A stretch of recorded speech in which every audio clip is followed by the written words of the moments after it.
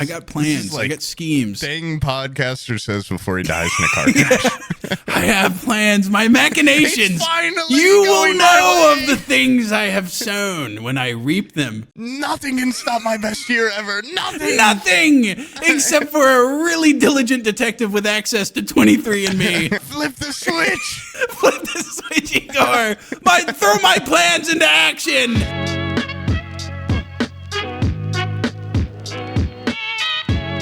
Show. The other one's quiet. This one's like, we're here. Yeah. We should do a public episode next time we're together. Live action. What, just us like standing back to back? Like an actual intro? Well, yeah, something fun. I've always thought it'd be fun to do something where we are both at our computers and we hit enter on the computer and then are like and get zapped into the computer. Oh, that would be cool. Retro, Well, if it's gonna be retro, it has to be one of those buttons where you flip up the glass and then it's red and then you hit it. You know what I mean? Yeah. Like the old timey launching a missile thing. Or hell, what about a big lever on the wall? It's ready. Pull it down and then I don't know. I would give anything to just have something that involves hiring a little cretin to pull a lever. I don't know what I want it for, but anything where you could be like, Igor, throw the switch. My mad science. Yeah. Yeah. Anything mad science related. Igor, pull the blinds open. It's dark in here. I'd use them for anything. Yes, master.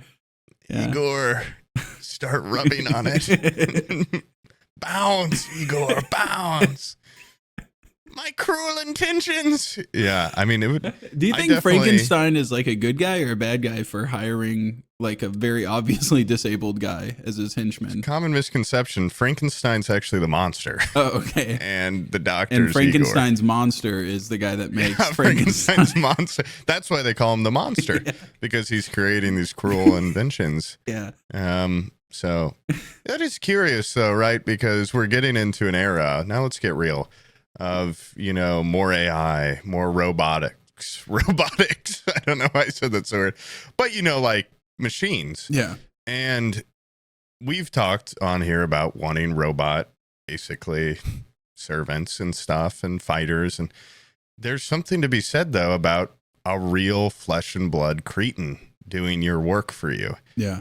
And Igor, would that ever even be as cool if Igor was a robot? I don't think it would. And not only that, but if you start replacing all the freaks with robots, then what are the freaks going to do? They're going to be homeless. They're going to be erased from existence. In a factory. Yeah, I mean, it is something to think about. I think we should still have things like bum fights. We should still have things like manservants and towers. Yep. Ogres and swamps, stuff of that nature. Yeah. Those need to remain in the world of the living. We can't create big old robots to replace sibling them. Fuckers in a wood shack that are going to eat you. Yeah. Yeah, if I go to the Kentucky mountains, I want to see a fucking monster out there. I want to see blue people. Not moonshining robots. Yeah. I don't want to see a robot doing that job, and I won't allow it. Dude, wait, I don't want that. When the Appalachians get robots, it's gonna be a scary time. Coming across a robot wearing fucking overalls and a straw hat. Bing, bing, bing, bing, bing. Yeah. Oh my God, he's playing that banjo so incredibly well. Yeah. It's going to be scary. There's a company, by the way, we talk so much about having fighting robots, and that'd be the first thing I do. The Chinese are way ahead, dude. There's a company called Unitree, and they've already just made not a robot that fights. It is a fighting robot. It is built from the ground up to box. It's a boxing robot. It's got a 1-2. It's got a step. They go at each other. And then they have people there's a whole crowd of Chinamen around them just going rooting for them and everything. It's exactly what was in my dream, but they already have it over there. Backwards as a country, and we're getting passed up. Yeah. So many ways. Oh my God. They've got robots that don't just fight. They're made for fighting. I have a horrific phone call I have to take. I'm so sorry. Hello? This would be a good time to introduce a cretin into the podcast so I could have somebody to talk to. Oh, let's see here. The other day, I was scratching around my thingy. Let's just say it like that. And I was rubbing around down there. And I found this. It looks like a bezoar. Really scary stuff when I found this, because the shock of like, what could that even be? Look at that. And, don't make this weird that I don't know why there was a bundle of dog hair wrapped around a bunch of briars in my underwear. I don't know how I didn't feel it for so long. But that was really scary when I felt that. And I pulled it out, and I don't know why I put it on my table. I just thought it'd be maybe a cool thing to have. A little, and I say that out loud, it's not that cool. That'd be like a little memento. Like, I remember because I thought it was a baby mouse or something. And I was pretty much completely paralyzed with fear. And honestly, even more surprising, it was this really creepy looking little bundle of dog hair. And this isn't Pip's hair. So kind of even more of a mystery. I'm assuming it's dog hair. It also has the texture of what could be, I don't know, an old horse. Or I could try some experiments. I don't know. It kind of looks like it could be a little... like water might roll right off of it. Maybe it's some semi-aquatic mammal, like a muskrat or something. So, I am so sorry, dude. This is so unprofessional. I can't believe I did that. Oh, it's all good. It's all good. No, my guys, my grandma is in the hospital once again, and I'm like the only living relative that she has that is apparently competent. That's scary when your life is being held in the balance by my hands. And that was like her caseworker calling me, going like, "Where do you want us to send her?" She has to go to a rehab facility, and she's been sent to one rehab facility in town twice. It's a fucking horror show, an absolute horror show there. Then she'd fit in perfect. My grandma's like just like an old timey, just like southern little lady. And they're at this place. It's like you ever played that game Outlast, where you're like in like an insane asylum? Like that's the vibes that this place gives off. And I would go visit her. I'd be like, "You get any sleep last night?" She's like, "No, there's just a man screaming in the hallway at all hours of the night, and you'll hear him just going like, ah, ah, just screaming down the hallway." And I even went down there to check on him, and he's just yelping in his bed, just yelping by himself. All the nurses are like, "Fuck that guy, dude. He won't stop yelping." Did you try talking to him? No, I think once they're there, they're just like insane people or something. I don't really know, but so I'm fighting, trying to get her to go anywhere but. But is there any big clock towers in town, or no? No. Anywhere where a cretin could care for her? No. Look over her. That would be Igor's been around a doctor for so goddamn long, you'd imagine he'd pick a thing or two up. No, I think all the cretins get hired by our local grocery place. Publix hires, they're always the baggers that bag your groceries up. Not a great job for the cretins. There's one guy that's like completely blind, and so he like bumps into you and bumps into your cart, and then as he's grabbing stuff to see if it's something that needs to be bagged gently, he squeezes it. So he'll like grab your tomatoes and go like, "Argh!" And he'll go like, "Yep, that's a tomato. Better take care of that." And then he gently places it in a bag. And when you get home, everything has big fucking hand marks on it where he's viciously squeezed it all. You know how fucking bad it'd suck to be blind. Let the guy squeeze your little tomatoes around a little bit. He can fucking use his paycheck to buy his own tomatoes and squeeze them at home. Some pine cones next time and teach that blind bitch a lesson. Yeah, give him a trick one. This one's real soft. Go ahead and squeeze full force on it. Yeah, but anyways, like I was saying, that Chinese company's got boxing robots already. We are so fucking behind. We're so behind. It sucks. It sucks. It's like to have a dream, have this idea, and then you turn around, some guy not only has had the same dream, but he's got branding, he's got the fights already happening, he's got the crowds cheering.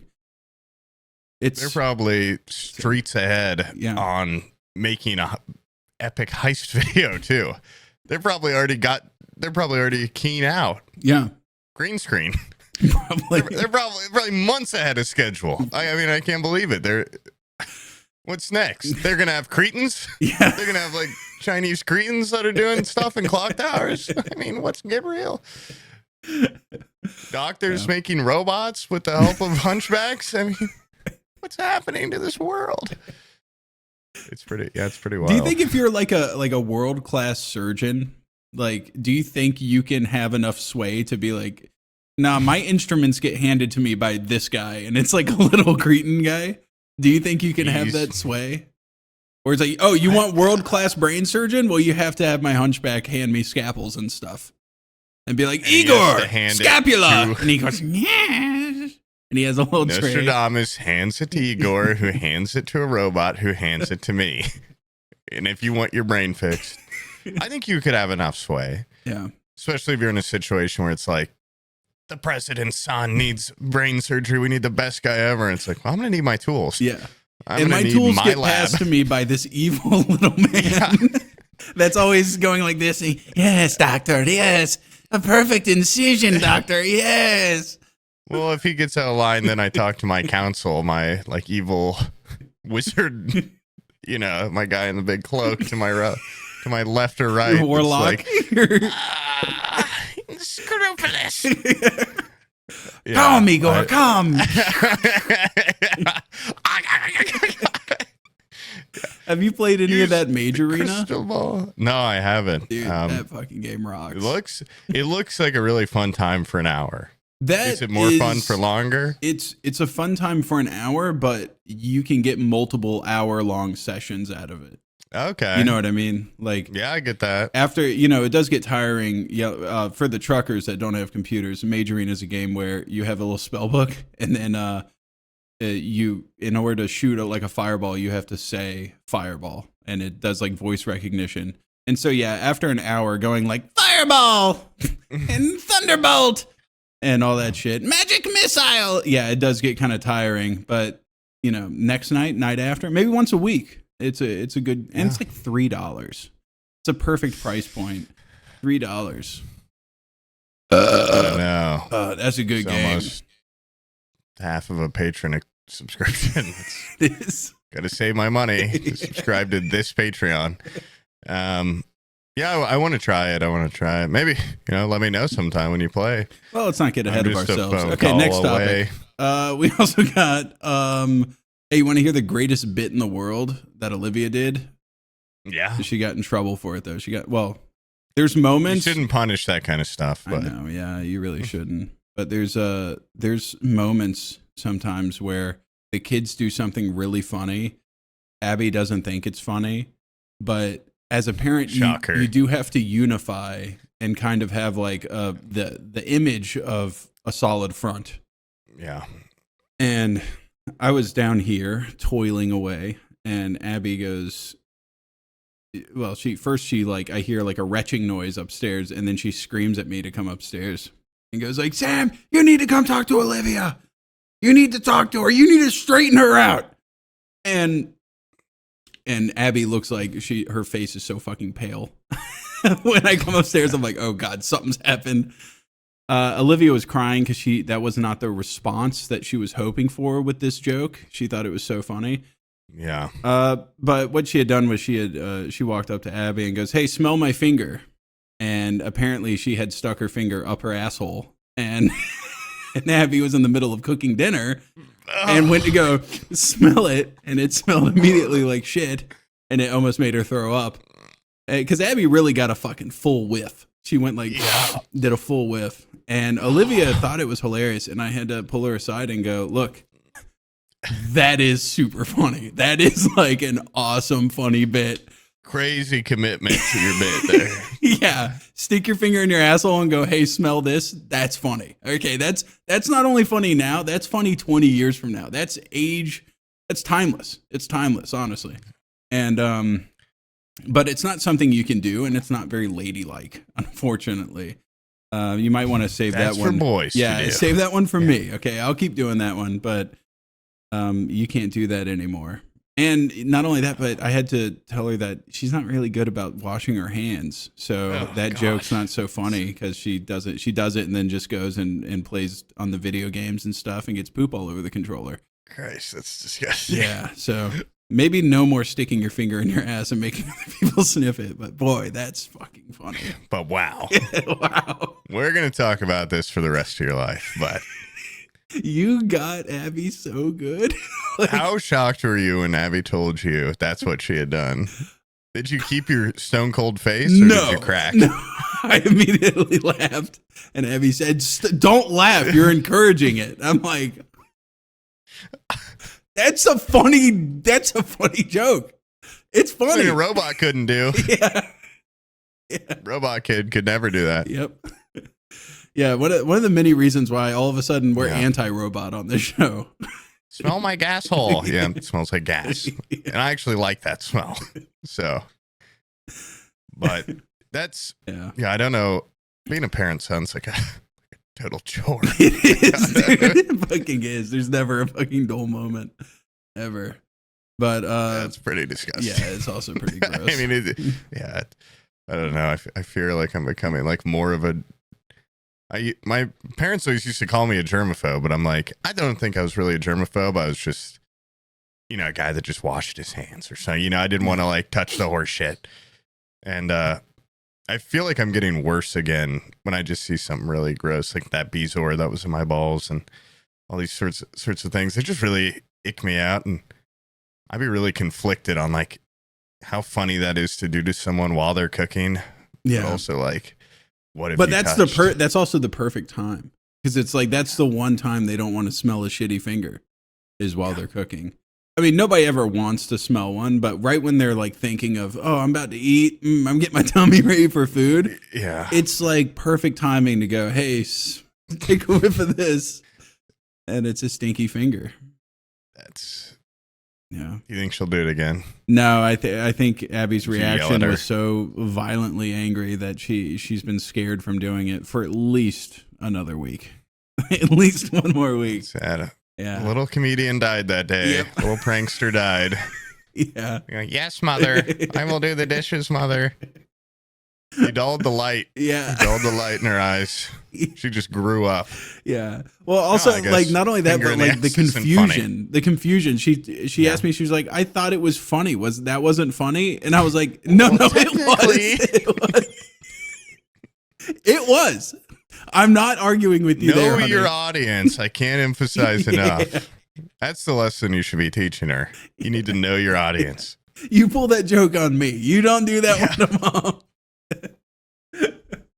Yeah. Go pick wildflowers for your mother or something. Yeah. For me, poop finger. I love that kind of stuff. It's good. It's good. Yeah, I mean, she'll probably remember that too. I still now immediately contradict myself because I was going to say I still remember vividly. I don't remember exactly what I said, but I still remember my dad, my older brother, and like their friends. My dad's friends were around. And when I was like really young, I tried to do like a reference to like Mr. Deeds or something where they're like, are you something my ass? I can't even remember what the quote was. And I said it being like, this is going to get like 1,000 laughs and I'm going to be like heralded as this kind of like future star.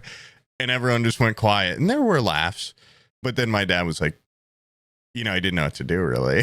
He's like, I think he's like way too young to be cussing. So I've said that I've told this story before, but then he's like, go put soap in your mouth. Like you could tell he just was like, fuck, I don't know what to do. You're like, what are you supposed to do classically? I don't know. Go put soap in your mouth. And I went in the bathroom and we didn't have any bar soap. So I just like pump soap in my mouth. It was so fucking gross. He made you actually go put Well, he didn't like watch or anything. It's just like, I don't know, go put some soap in your mouth. And I went in there and was like, oh fuck. I was a good kid, so you're such a dork. Yeah, you're such a dork growing up. Okay, Dad. Oh fuck. I had my little suit on and my little hat, and I was like, are you grabbing my ass? They're like, go put the soap in your mouth. Go in your room and go spank yourself. Okay. Yeah. Ah! Whoopsh, whoopsh. Oh God. Uh, 4/4 inch flay on your wrist. Turn your kid into a fucking like BDSM deviant. Get in the cube. Get in the cube and go in the floor. Self-lashing with a cat of nine tails. Oh. That was like the only time though I ever did that. I didn't cuss in front of my parents again until I was like 20. I remember when we first met, you like if you were back at your parents' house, you would like whisper bad stuff because you're like, they might hear me. Yeah. What the fuck? They might hear me. Yeah. It's funny too because now like it was like that for so long that my mom genuinely just didn't think I cussed, and I think I've said this before too. You know, we always say everything over and over. It's a big cycle life. Yeah. And my mom was like, "I'm so proud of you because you don't cuss." And at this point, I was like 21. And I was like, "Mom, I've been cussing like crazy since I was a little kid. I just don't do it in front of you." Yeah. And I saw it like shatter her. She was really sad about that. Well, it's because she's scary. I wouldn't want to cuss in front of her either. No. Yeah. But since then, now it's like totally. Like if at the end of a phone call I'm like love you and she doesn't say it, I'm like, hey bitch, I said love you, and she's like, oh okay, sorry, love you too, bye. And like my little sister, if we're together, I'll just be like, fuck you, you know, you stupid little bitch. Like pretty sexist. I'm pretty sexist to them because it's a highly matriarchal family. Yeah. And then she'll call but me, you have to fight the power, a piece of shit, and I'm like, how's this little kid getting away with cussing in front of my mom and not being horrified? Well, it's because she's not a pussy. Yeah. She's got. I think my mom's gotten soft, but yeah, that happens definitely. My brother was under a different level of like restrictions than me growing up. I realized just like a week ago, I realized that I was the same age as Madeline is now when I got my first pocket knife. And I'm like, I would never give my daughter a pocket knife at 7 years old. Are you insane? How's she supposed to whittle? She would cut her fucking fingers off. How's she supposed to whittle sticks? Yeah. I remember the day I got a pocket knife was the day my brother got one. So I got one when I was 7, and my brother was 12. Dude. And my brother immediately went out onto the porch and cut his fucking fingers so bad. And so he got his taken away on the first day. And I kept mine, and I kept mine forever. Awesome. So he was very upset about that. But you know, there was a lot of family discourse because my mom got me like a bow and a sword on like I don't know, like my 7th or 8th birthday, and everyone's like, I don't think he should have. Like, what if? And I'm like, shut the fuck up, okay? Like, let me. This is the coolest thing I ever got. Yeah. And all my aunts and uncles were like, I think that's pretty reckless or whatever. And my mom's like, oh, is it? Like, I don't know. Like, it's what he wanted. Like, he's pretty responsible. Yeah. You know, if she told me to take that sword and cut my own arm off, I would have, you know, I would have respected the rules. I would have cut my arm off. And I was so, I was whipped into obedience so well, mainly from myself, that I was very responsible with it. Yeah. And I did, you know, I only cut a couple times. I only have one scar from pocket knives. And, there was a store in my town that just sold like pocket knives and swords and stuff. It was the coolest fucking store. I'm so sad it's gone because I mean, that's literally where like all my money went when I was a kid. It was either Target Star Wars toy action figure or this knife store getting like a, you know, probably like the cheapest made. They had that shit where it's like a gauntlet with 2 knives coming out the sides. Oh yeah, the Klingon knives from Star Trek. They had like all sorts of like, these are not practical knives, you know, but as a little boy, it's like the coolest shit ever. When I was a kid, there was a thing called the Bud K catalog. I don't know if you've ever heard of Bud K. God, you're old. It sounds like, did you buy a Red Rider in it or something? No, dude, all it was it was it would come in the mail. It was just like a Sears catalog of the only thing in it was mall ninja swords. That's awesome. Just katana racks, like Klingon blades, claymores, any movie sword they made a replica of. It was all made in like Bangladesh and Pakistan out of the worst possible iron. And I would sit there and I would buy them up. They would get shipped. And then I would beat the shit out of a tree in the backyard. Yeah. And on probably the first or second swing, like the plastic hilt would just shatter. and I would be left with just like the blade. That was fun. Yeah, that was a good time. Did you ever have the like wooden training swords? They sold those for a point. It was just like a wooden katana. Yeah. And beating the shit out of your friends with those was so fun. Until you got your fingers hit while you're holding it. Yeah, it's your like, knuckles. okay, enough. Yeah, enough. Oh, fuck.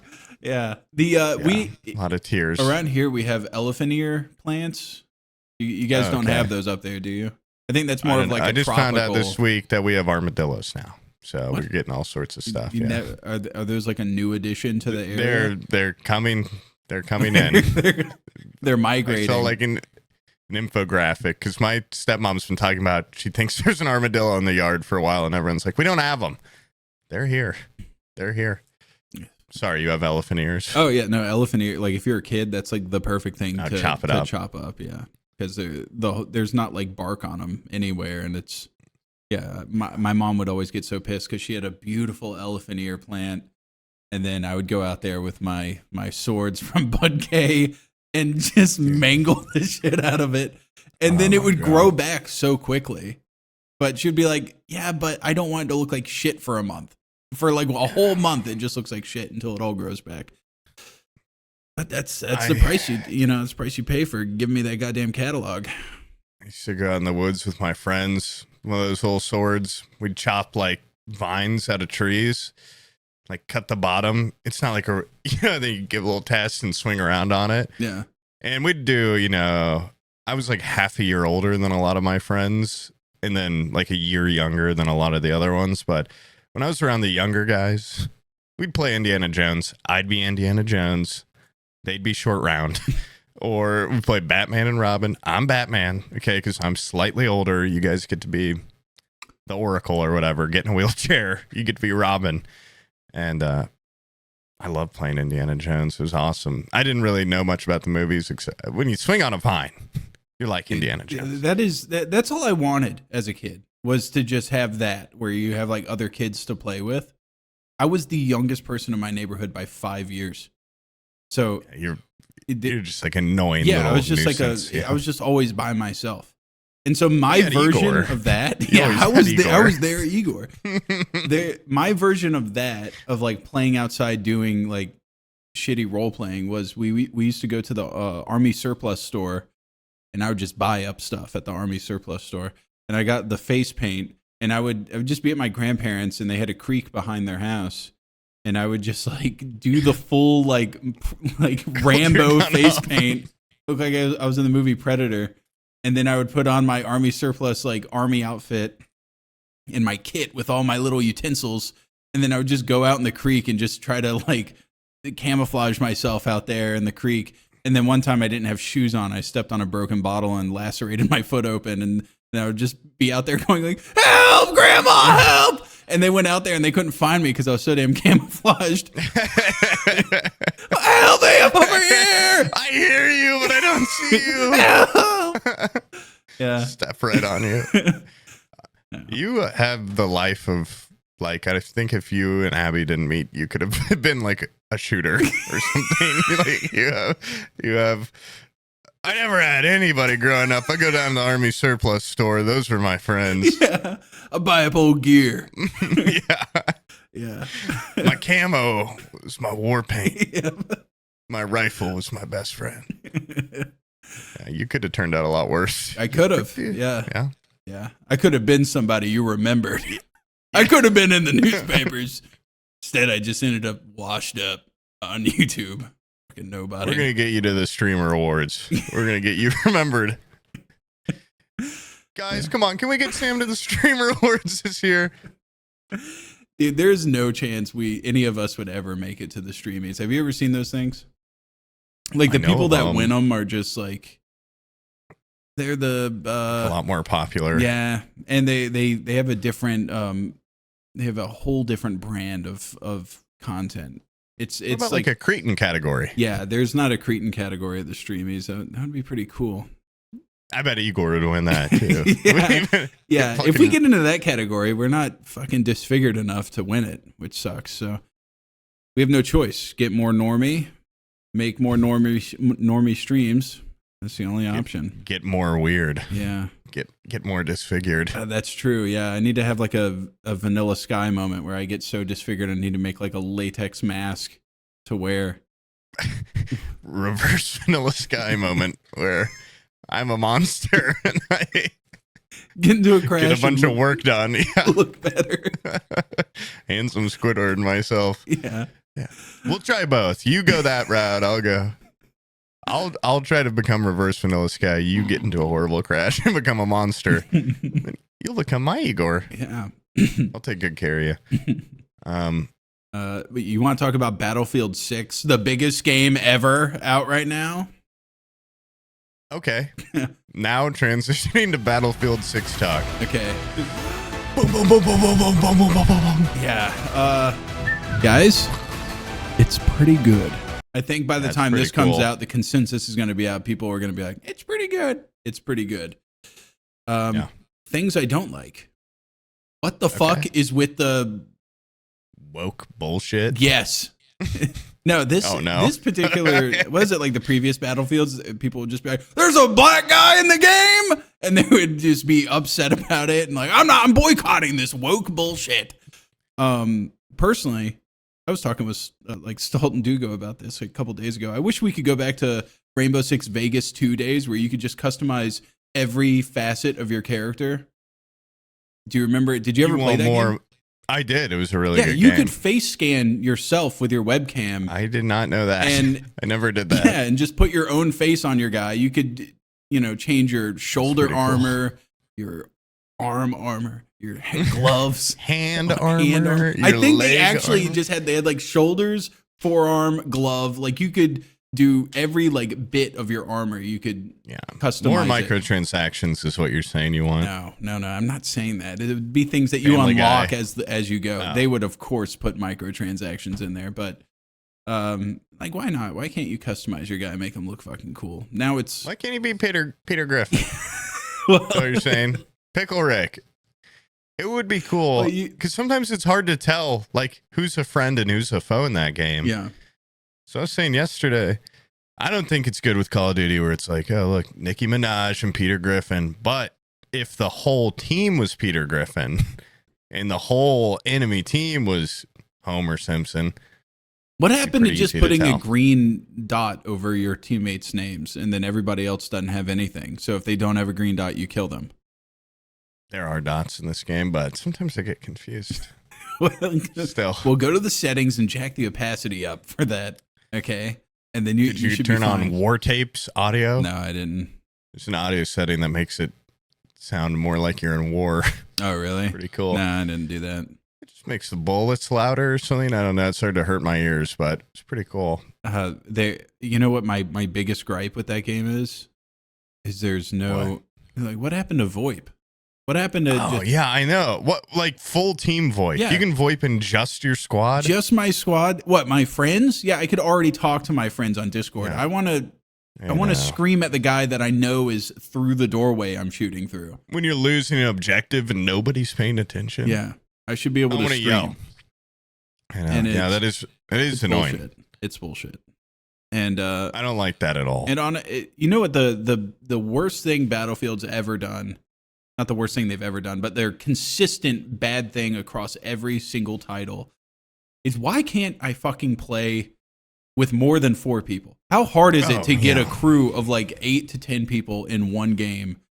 If we do happen to get both squads in a game, when it goes to the next, after that game finishes and you go to the next game, I'll say, hey, you guys loading into like whatever the next map is? And they're like, nope, we're loading into a different one. It just immediately breaks us up and spreads us out into different servers.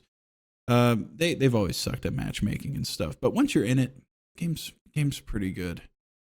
I think it's too hard. I drove a helicopter and I got blown up too quick. I haven't gotten into the vehicles yet.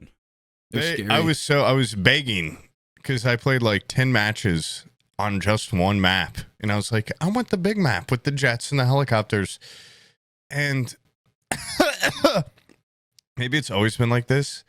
In Battlefield, I don't totally remember. I feel like I remember back in the day being able to fly a helicopter for a little while, get some good amount of kills. I got in that helicopter like 5 times. You get one set of flares, And there's like 10 rockets heading at you. And you, maybe I'm not good enough for evasive maneuvers. It was like 8 seconds on average. And I play video games to escape. Yeah. And it was just, I don't know. I just wanted to be able to do more. And with the jet, it was my fault. The thing goes so quick.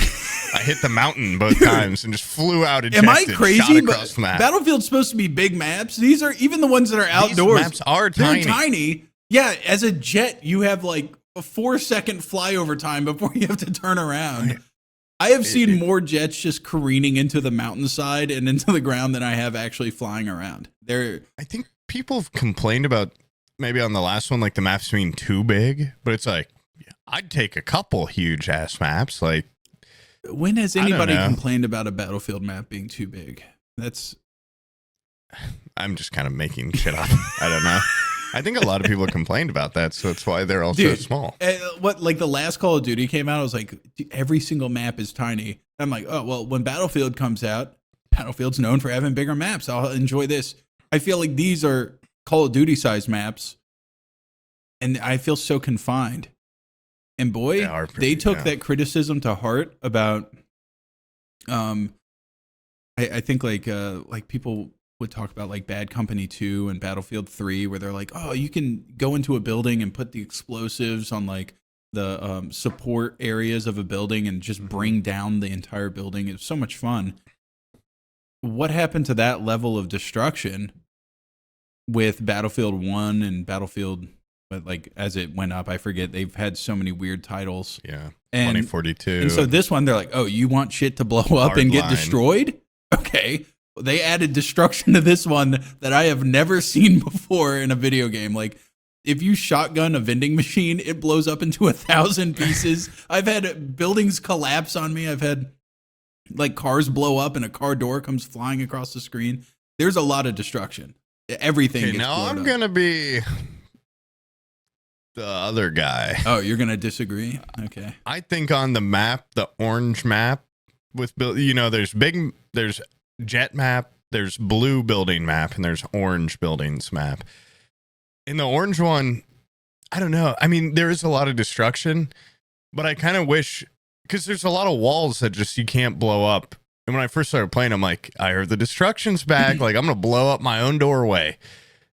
In a lot of those buildings, like, only the fronts of the buildings can blow up. I mean, I'm sure it's so that you keep, like, some the structure. Like, yes, the structure of the map and like the pathways you need to take. So I do get it, but on the big jet map, you really can blow the shit out of like every one of those buildings, which I think is really cool. That's cool until on Conquest, like Flag D is out in the open. It's just like kind of a farm and it has a farmhouse. And so naturally I'm like, I'm infantry and there's a bunch of tanks rolling around. I'm going to go capture this point and I'll go hide in the house.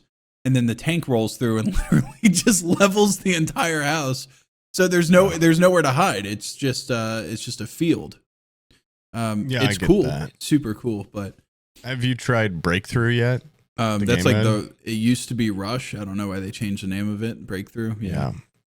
It's I've actually been really enjoying that. That's awesome until you're on the attacking side, and then I feel like I had a couple meat grinding your way through. Yeah, it seems like almost impossible for attacking to win. We had a couple good ones. The sniping on that jet map is incredible. On Breakthrough on that map, I dropped a 48 bomb sniping. Not a big deal. Really close to a 50 and missed my final 2 kills to get that 50. What the fuck is with the lens flare, like the scope flare? Dude, I don't love it, but I do, because you know what every other sniper does for some reason, all these idiots? They sit there just like scoped in the whole time, and I'm just standing there. As soon as I see that glint, you're dead. Okay? I'm doing counter sniping operations. Whoa. A lot of flanking, a lot of aggressive sniping. And I kind of felt like a fucking god yesterday. I kind of felt like, put me at the Streamer Awards. Put me on Streamer Wins Twitter. Like I was hitting I was hitting clips. And it was pretty awesome. And it felt, there's a lot of good feelings in a Battlefield game, but when you hit that headshot and you get that little ding, like plus 100 points, and you hit like 3 of those in a row. Yeah. It feels incredible. It feels remarkable. I know you've been saying you're using the shotgun a lot. That gun feels pretty good too. But It's I haven't used absolutely it busted. much. Yeah. I am not as gifted as you and other streamers are. I can't aim well. So, Nobody's as gifted as me. So When it comes my to version sniping. of doing well is either laying underneath a friendly tank with a blowtorch, healing him up as he's getting destroyed. You need guys like that. You need those guys that know their limits. Or I'm the guy with the little paddles healing up his teammates. Yeah. And also, I am the guy with the shotgun that just goes, you know what, this hallway seems like something I really couldn't miss if I just blast down the hallway with a shotgun. Yeah. And that's my style. I do love that even if you're not a medic, if your friend is down, you can go over there and drag his body. Yeah. You drag him to safety. I think it's a great mechanic because it feels like you're like, and you get dragged. I don't know. It feels. Also, cool. by the way, the ragdolls in this game, it doesn't get better than these ragdolls. I think this version of ragdolls should be in every battlefield going forward. The amount of times I've seen people die from like 2 shots and then they continue to shoot their body and then the bullets propel their corpse 20 feet up into the air and out a window. Like there's bodies flying everywhere. And then once that guy flies 20 feet and hits the concrete, his friends can still go over to him and drag him and bring him back. It is really when you get blown out of a tank or something, you fly way up in the air and you're like, whoa, and then a guy drags you away. Yeah, a guy just drags you and goes, here's an adrenaline shot or whatever. It just Sometimes brings you back. want to die and a guy, you're like, I should be dead. Yeah. And a guy still brings you back. That was one of my first videos on Battlefield 3 was, Steve, he's notoriously short fuse. I feel like you always say, do you know this guy? No. Well, it's just my way of transitioning the conversation to I'm going to be talking about Steve. My friend Steve that you also, I know you know Steve, but Steve has like a short fuse. I think everybody knows that. He's like the first person to start screaming about something. And a gross car, apparently. Yeah, I forgot about that story. He was having a moment where he would die and I would just bring him back every time. And once I realized it was pissing him off, I just followed him. He would get fucking blown up and I would come over and pick him up. Dude, that guy he was absolutely losing it. But yeah, you can tell when some people want to die. What makes him happy? What makes Steve happy? Every time I hear you talk about Steve, you're like, this thing just really set him off. I don't know. I don't know what makes him happy. Pizza on Friday night and drinking a lot and playing Super Smash Brothers. He's like a 9-year-old boy. Doesn't sound bad. Yeah, he's like him and Brian are like 9-year-olds on the inside because I think like every Friday they're like, let's drink a lot and play Super Smash Brothers. That's their thing. That's their bonding. And I go, I'm good on that. I play. What's funny is they're like, Sam, don't you have Super Smash? Approach. And I'm like, yeah, I have it. They're like, will you play with us? No, I'm good. My version and their version is 2 completely different things. They've branched into, have you seen like people that play Smash Brothers competitively? They got like iframes. Anyone that's asking you to play Smash Bros is going to kick your ass. Yes. Like that's just that's a given. But also the people that play it competitively, they go, let's take all the whimsy, all the fun out of the game. No items. No items. What? I can't throw Pokeballs? Okay. I don't get laser gun. I don't get lightsaber. You don't get to play on the map with the tree that blows wind and knocks you off. Oh, no, the tree's cheating. You have to play. They play on one map. And it's boring. It doesn't have like moving platforms or anything. I've gotten to that point before you just play like Battlefield. Yes, or whatever. They just flat map, no items. They play Battlefield, no items. And I go, I take a look at it and I go, nah, I'm good. And then they have words for like plays and moves and stuff. They're like Super Smash. Like, I'm edge guarding. I'm like, I don't. This is beyond me. Okay, I just want to play Kirby and then suck up someone like Captain Falcon, and then I look like Captain Falcon. Curious that you like the tree that blows when you play a character that sucks. Yeah, yeah. Interesting difference there. Yeah, I'd have to ask Steve about what that means. But I don't know. I think in his eyes, it makes me a fucking poser. Makes me a poser for playing that game like a normal person does. But what do I know? You play like an 8-year-old. You do. Yeah, you enjoy it. You're not supposed to enjoy it, Sam. You're supposed to compete. I learned that lesson in college when we had Smash Bros. And people, if a new guy comes over and is like, "Can we please play that?" I'm like, "This guy's gonna kick my ass in my own house. No, thank you. Yeah. We will be playing Mario Party instead." I like on Battlefield to go back. I do like the people like you with the paddles. My friend was doing, he was calling it the, just kind of a Hacksaw Ridge playthrough. Mm-hmm. Mama told me not to kill anybody. He'd have like 3 kills and 50 revives. Oh, and it was awesome. Yeah. That's like my score, but I'm actually trying to kill. I'm not a conscientious objector. I'm just bad. And I am trying my darndest to kill. I haven't seen Hacksaw Ridge, but I bet he kills a couple people. No, actually, I think what he does is there's a scene in the movie where he's dragging Vince Vaughn, and Vince Vaughn does his killing for him. That's about it. That's cool. Yeah. You should be able to shoot like a blow dart when you're being dragged. Like pistol might be OP, but maybe you can like have your knife out. Yeah. Yeah. I think Hacksaw Ridge would be better if he did just have defibrillators or whatever. That cooler, a modern day retelling. We've talked so much about Hacksaw Ridge recently. Not me and you, but like me and my friends. Like people keep bringing it up. I hate that movie. I hate that movie. Never seen Brian actually summarized it in such a great way. He said it's dad slop. That is that movie. It's like the same guys that watch like The Expendables would watch Hacksaw Ridge and think it's a good World War II movie. Like it's just dad slop. And I get where to me those are two pretty different categories of dad slop, but maybe not. Maybe not. I would think Hacksaw Ridge would go in with maybe like The Power of the Dog or whatever. I never saw that movie, but I don't know. Expendables, you're getting into a whole A-team. Yeah. You're getting into a lot of like that superhero movie with what's his name? The guy from The Expendables, Sylvester Stallone. I could see Hacksaw Ridge almost being adjacent to like guys that are really into like Band of Brothers and like Saving Private Ryan. But I'm assuming those are worse, two different calibers of movie. Okay. And show. Okay, yeah. Like Saving Private Ryan, it's a masterpiece. Okay, it's great. There is no dad slop to it. It's just a good movie. Sounds like Hacksaw Ridge. He's saving a guy. Yeah. He is. He's like a... Well, got you there, because Hacksaw Ridge sounds more like a killing movie, because a hacksaw is like... No, that's just where it takes place. You fucking dumb bitch. Interesting. Go watch the movie and then come back to me and tell me it's a good movie. It's not. I can't do that, because you'll watch paint dry and be like, dude, that paint it was actually pretty good. You'll watch anything. I don't think I've ever heard you say like, that sucks. I actually wasted my time watching it.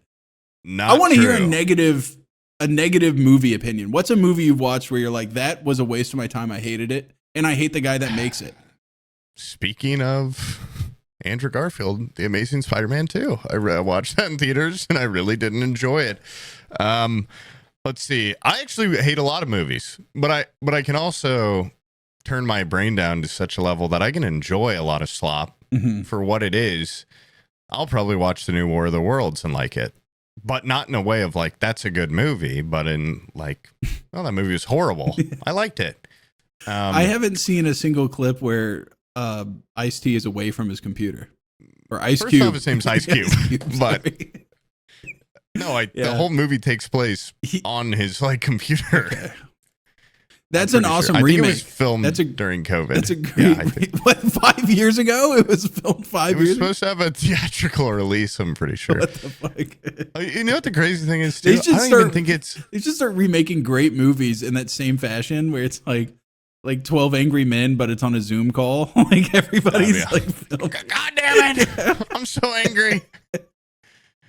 Oh, we're both wearing little bead bracelets. That's fun. Yeah. I turned 34. My daughter made this one for me. It says, hold on. It says Olivia, and it says love. Oh, look at that. I thought the only thing I could think of when I saw that War of the Worlds trailer was maybe they're trying to keep the rights, but apparently it's like public domain, so I don't. So they just did a cash grab and did the worst low effort. They just loved the material and they thought it was a good movie. They loved the material and said, "Let's throw away every single bit of it that's good." When I looked up the director, it said like his other works, the Eminem Venom music video. Like, okay, so, I don't think this guy's ever made a movie before. And, he put himself out there and he really tried. Yeah. It's kind of like, I don't know, maybe I was going to say we should do a video that's like, that's just what a podcast is. I think I'm cooking here. What if we had more like screens like moving and mouse scrolling over, clicking? Oh, yeah. Where it, like it looks a little bit more frantic. They see StreamYard. Yeah. Like we screen record our full screen and then like you moving your mouse up like new tab. Maybe like a camera like back here Ridge. Looking up and I'm like pointing and going, no. Yeah. We could do that. We FaceTime a lot during the podcast. Yeah. He seems to be making a lot. We're going mobile. Yeah. Hey, what's up? Yeah, me from a minute ago. Yeah, cool. I had to go take my dog for a walk really quick. Holy shit, what's that? Mortal Engine. Holy fuck, a Mortal Engine. Watch out, boss. I gotta get back to my computer where it's safe. I'm getting another call. Morpheus. That would make a lot of sense if you guys had seen the heist video. It's work in progress, but if you'd seen the heist video, you'd get that reference.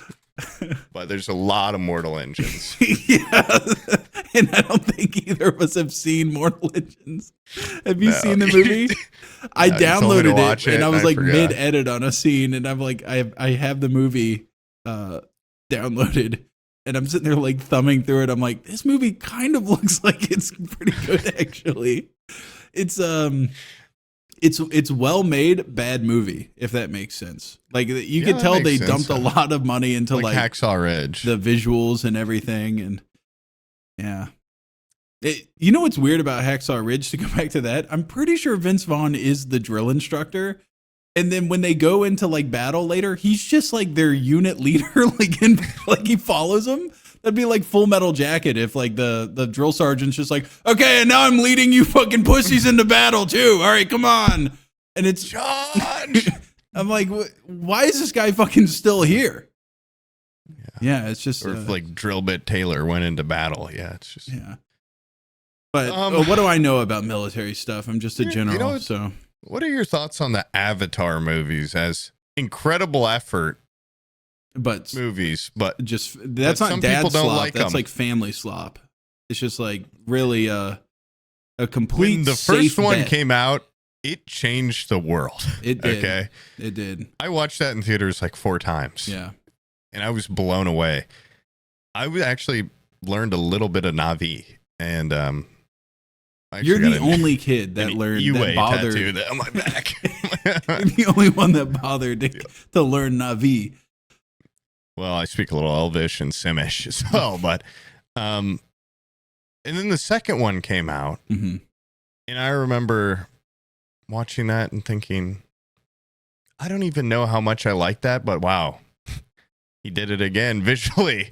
It's just it was an incredible theater experience. I feel like those are like theater movies, and now the third one's coming out. It is funny that someone of the caliber of James Cameron decided his big passion project to just cap off the end of his career would be to make these fucking like dog shit movies. Not dog shit, but comparative to his previous filmography. Like if you compare any of those Avatar movies to anything else he's made, like you can't even argue. Don't even wag a finger at me. It's not even fucking close. It's not even close. Hold on, I'm pulling it up. James Cameron, Phil, you're about to get your socks blown off. This guy on IMDb. Okay. Aliens, Terminator 2, Judgment Day. Hold on, I'm not even writer credit. So let's go down to, let's see, what has he directed? Piranha 2, Titanic. The Spawning.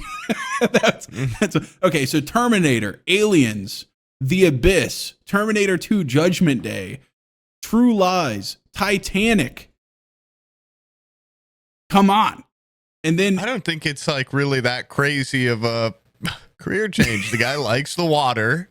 These movies have a lot of water in them, especially you the have second to one. admit the writing goes from like here to Avatar is like, what the fuck is Avatar, dude? Dude, you are like movie one Jake Sully. Okay, you just don't get it. You know his name?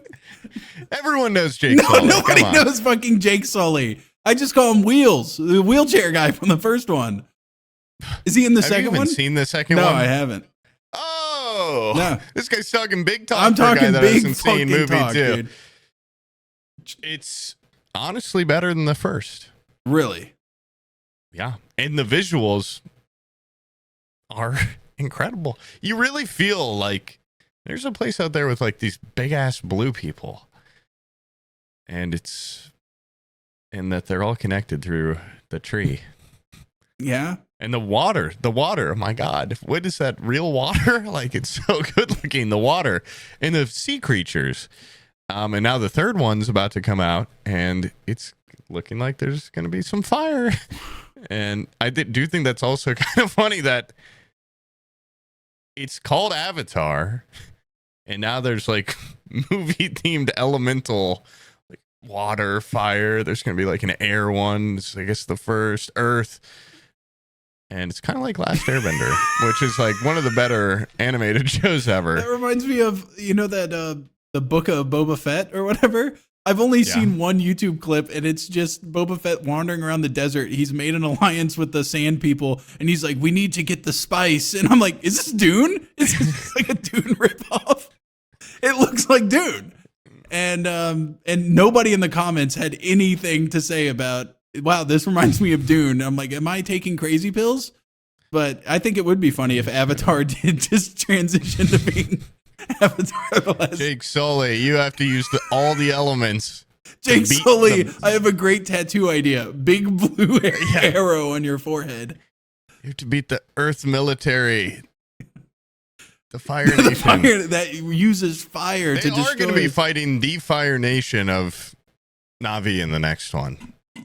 And God damn it, I mean, I'm going to go to theaters and I'm going to see Aren't the Na'vi supposed to be like at one with nature? Like, why is there like one version of the Na'vi that's like, we burn shit? They've broken from, fuck, dude, I don't know, Iwe, I don't know, the tree, the god fuck of trees, the world, dude. or whatever. We got fires. They are like, they're lost. They're teaming up with okay, so this is really going to blow your mind if you don't know anything. You know the military guy with the buzz cut and Quaritch? the scars Yeah. in the first one? Oh, so you know his name. Yeah. But Well, you he's know kind of the Jake hero Sully's of the name. story, but carry on. Okay, you're one of those guys. Okay. Yeah. He comes back. He had in the one second speech, one incredibly racist speech that made me his hero, and I don't know if you've seen it online. Yeah. He comes back in the second one. Uh-huh. As a Na'vi. Okay. He dies in the first one. He comes back. He comes back as a blue man?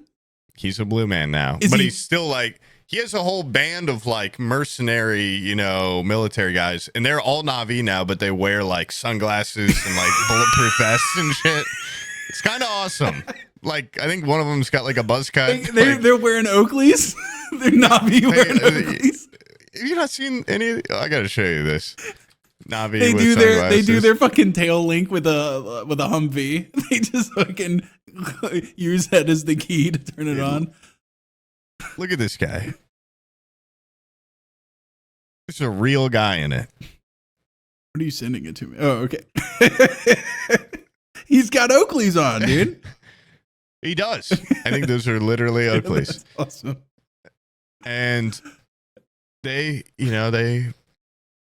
I can't even honestly, I don't remember the plots of most of these movies, but then there's like these awesome visuals where like they swim in the water. These guys come and hunt them. You've by the way, one image, you've 100%, you've changed my mind. I don't think I've seen, do the Na'vi have hair? All of a sudden you send me one with a flat top. He's got like a devil dog haircut. I have hair. Dude, that'd be great if he had a fucking, like a lip of like chewing tobacco in. He honestly would not shock me. And okay, they like, I know at one point he finds the skull of his previous body and he like crushes it, and it's like really cool imagery. And there's like these visuals. I don't know if I mentioned. And then there's like a pretty badass knife fight between that guy and Jake Sully. Is he in wheelchair mode? Is it alien? No, he's a Na'vi. Oh, okay. I didn't know if it was Na'vi Quaritch versus Jake in his wheelchair, and it was completely one-sided. And he's got like, for some reason, there's like a human kid that lives with Jake Sully and his wife and their kids, and he's just like a white dreadlock kid, like Tarzan kid. And really need to retouch on that movie. But now in the third one, what's his name? Gargich or something? Quaritch. He's working with the Fire Nation. Oh, shit. And he's getting more Na'vi because he's wearing a loincloth in one scene. Wait.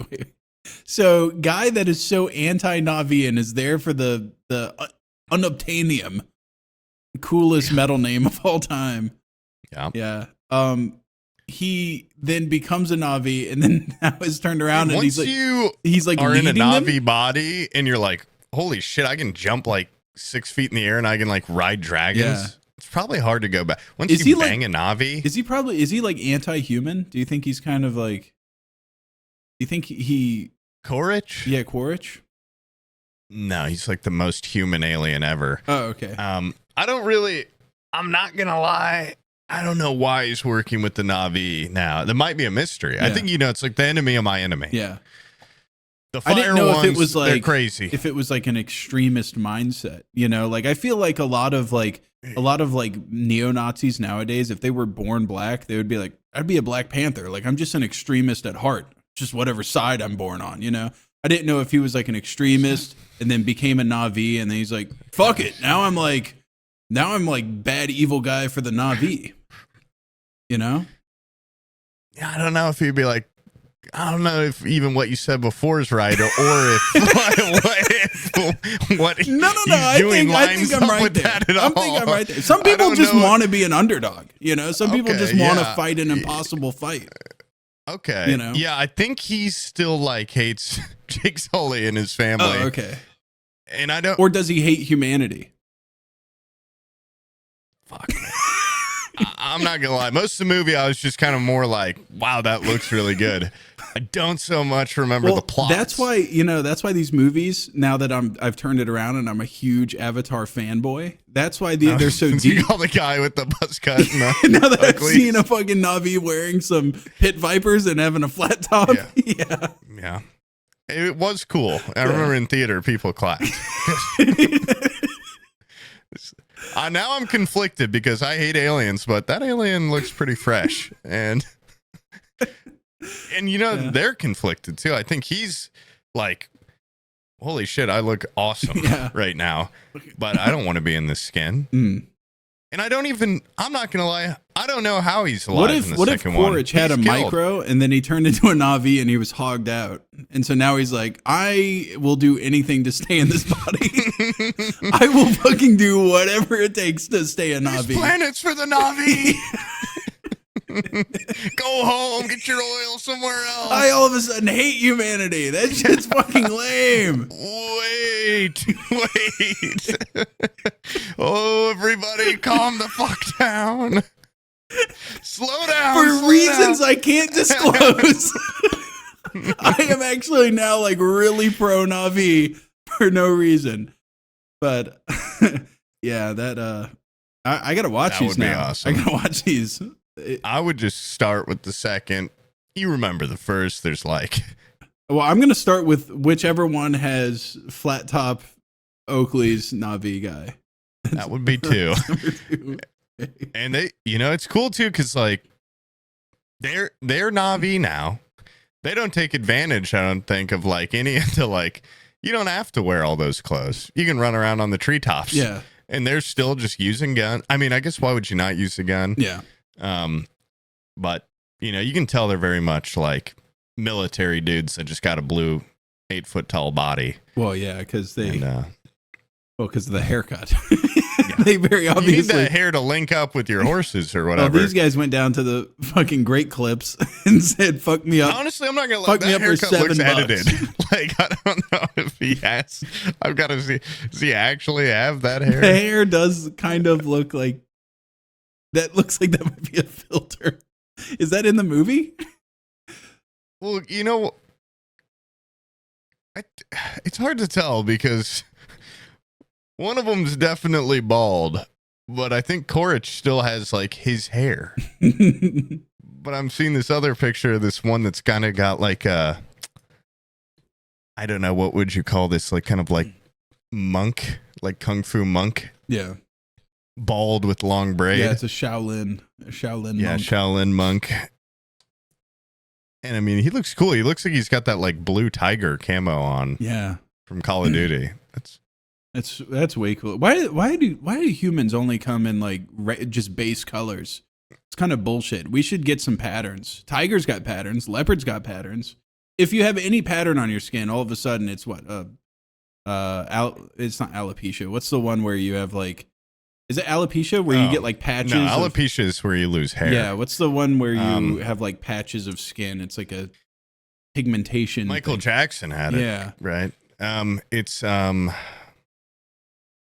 I'm not a dermatologist. I okay? feel didn't go like to it school would for be that. cool to be born with some tiger stripes. I can't remember. I think that would be It awesome. would be.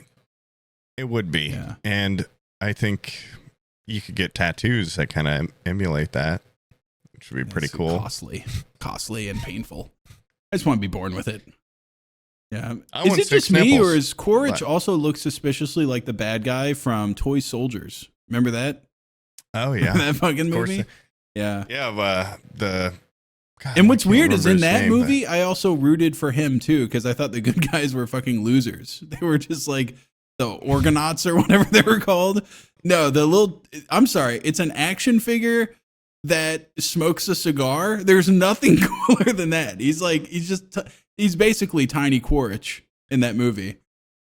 And he smokes a cigar. It's so cool. Okay, I just looked up Toy Soldiers and it's brought me to a movie where a prep school student is taken hostage. It's called Small Soldiers. I'm sorry. Small Soldiers. know how I could have Chip fucked it. Hazard. Yeah. With Tommy Lee Jones voicing him. That is cool. Wait, Tommy the- Lee? the- Really?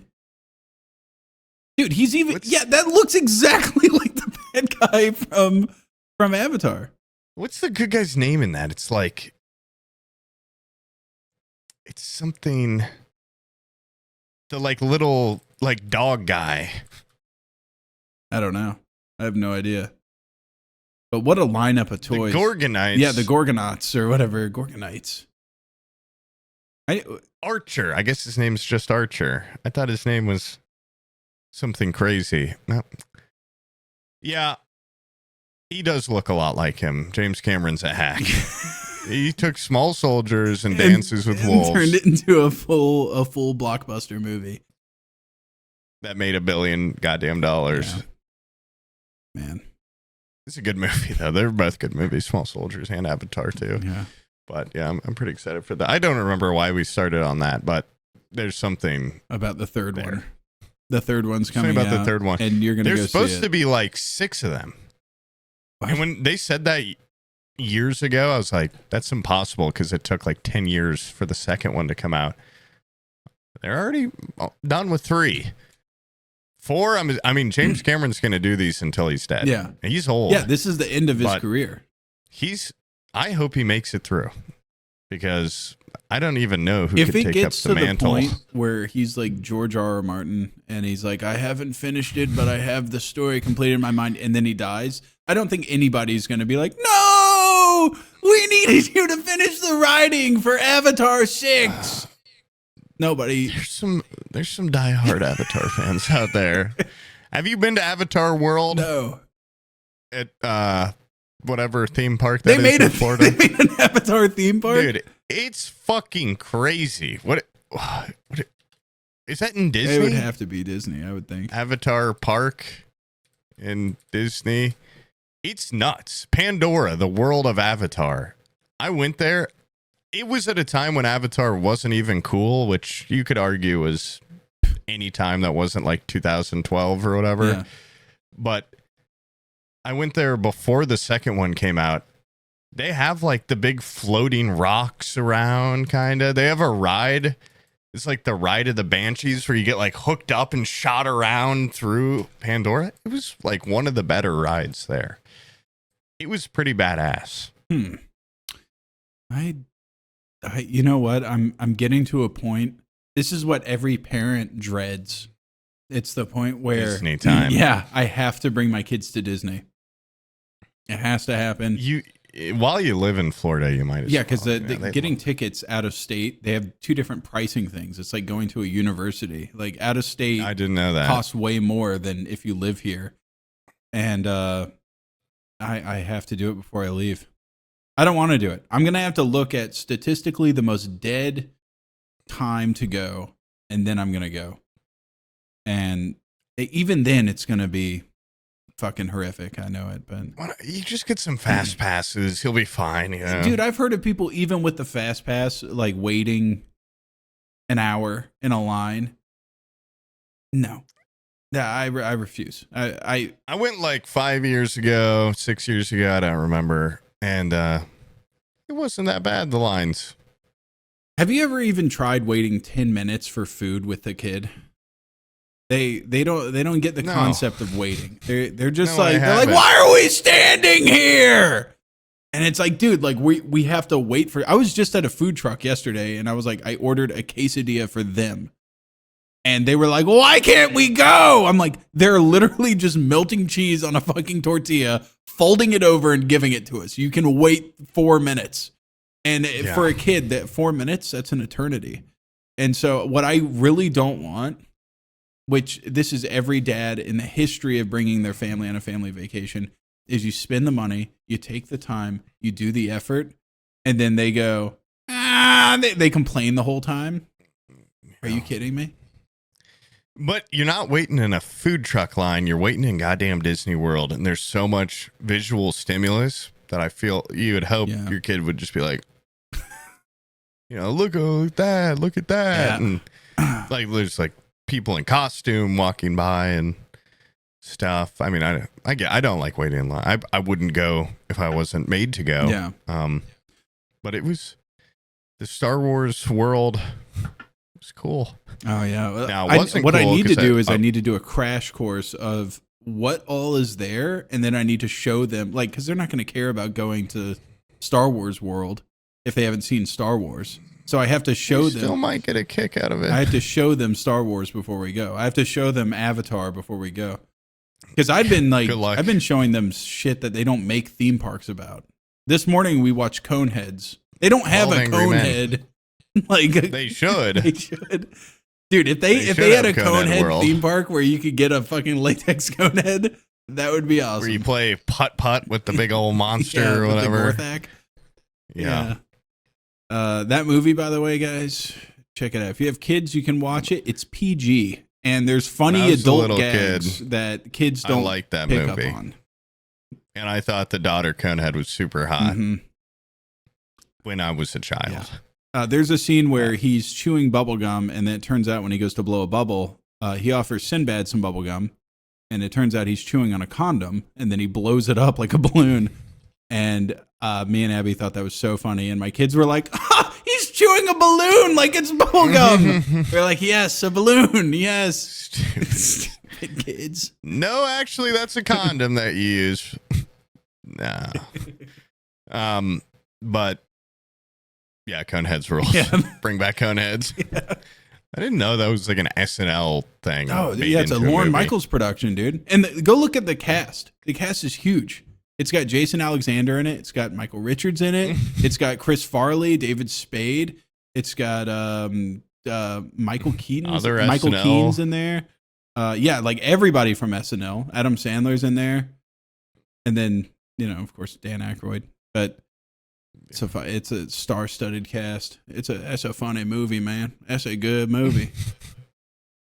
And it's tight. Yeah, man. And it's tight. Yeah. I haven't watched it in like 20 years, but I do remember thinking, wow, their heads are gross looking. And there's the monster at the end looked like straight out of Star Wars. So I thought that was cool. Yeah. Stop motion. They need to bring back stop motion. I think they should have one character in Avatar that's stop motion. And a human. Try to slip them in, see if Claymation human. See if somebody picks up on it. Yeah. Yeah. I'm a fan of the medium, but it's it's a dying art. It takes too There's long. only the only people that make stop motion movies anymore are people like Wes Anderson and Wallace and Gromit. And sometimes Wes Anderson, I think he'll make a joke that he thinks funny, and in reality, it's only something like a stuck-up douche would think is funny. Like it's like a self jerk off intellectual joke where he's like, and then everybody else watches it and goes, whatever, Wes Anderson, you stupid bitch. Why don't you make something good like Grand Budapest again? You watch it and you're like, I don't get it. I don't like it. There's some genuinely funny moments in Isle of Dogs, but like, what the fuck was Asteroid City? I haven't seen Asteroid City actually, so yeah, I haven't seen that. Or what's the newest one with Benicio del Toro and Michael Cera and that one, regular cast members. I don't know. I haven't seen that one either. Yeah. Question whether or not it's funny. The French Dispatch had elements that were good, but for the most part, it was kind of along the same. Make more Grand Budapest and Fantastic Mr. Foxes. Isle of Dogs, I'll settle for that. That was also a very funny movie. But I'm going to go get a drink and pee. I have to pee so damn bad. Can I do that? Yeah. Guys, I know I've gotten up already sometimes. I'm not agitating you guys. While I'm gone, you truck drivers out there, just tug on that horn for the entire time I'm gone. Okay, Stalt, put an 18-minute gap in between the time I leave and the time I come back. I'll be right back. Dude, did you have to do, going back to the Battlefield thing for a second, did you have to do like a secure boot, like reconfiguration of your BIOS or whatever? Yeah, I had to polish off the degree and get really into the BIOS and... Dude. Turn off some stuff, turn on some stuff. It was fucking crazy. It was honestly, one of my friends bricked his computer doing it. That's insane. Yeah. Well, what is he just fucking around in BIOS? It was before he got to the BIOS step. This is, by the way, this is the first generation of people I've seen like.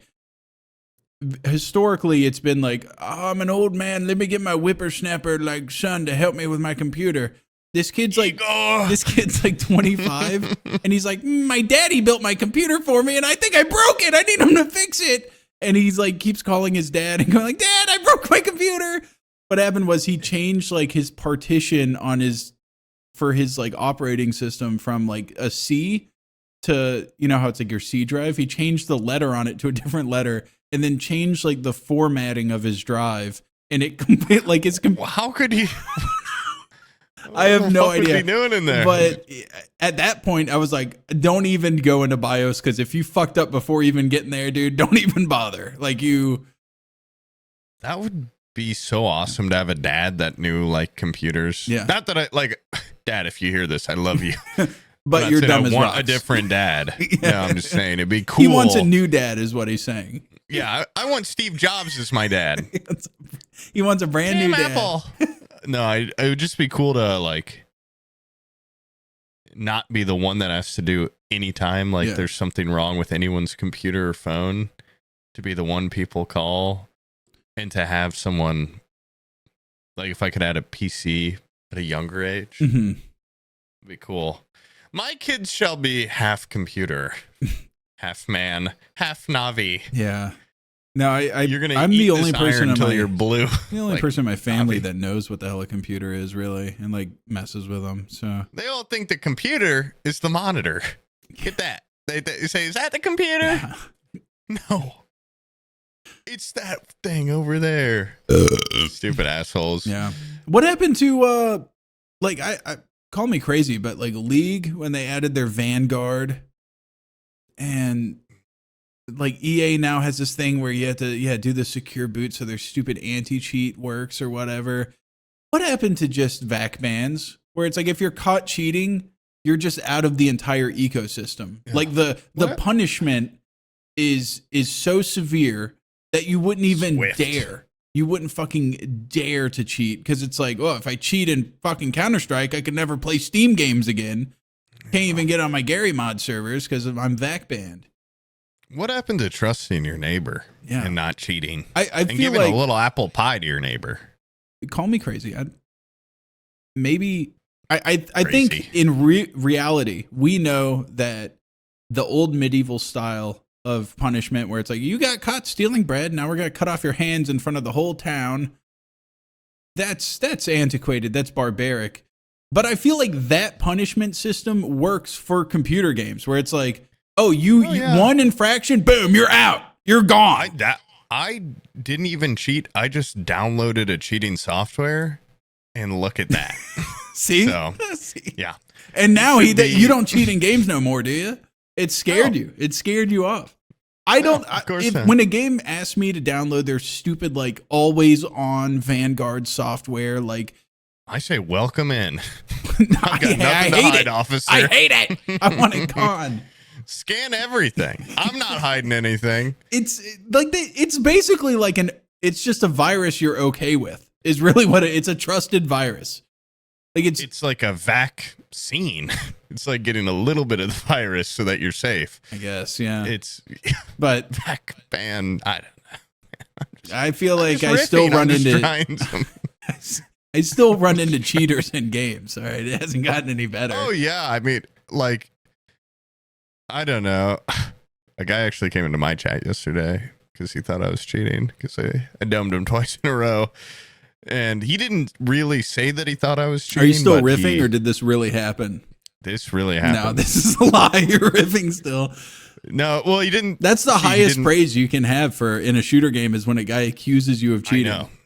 And it's like, people think because of the way I look and the way that I game and the way I speak that I wouldn't be that good. Oh, that you're not that I good. wouldn't be that good at video games. Mhm. And I'm actually, Okay. when you compare me to the Sams and Aquas, Yeah. when you compare me to these old guys, I'm actually still got Well, a it's little because bit. you're 10 years younger than we are. Yeah.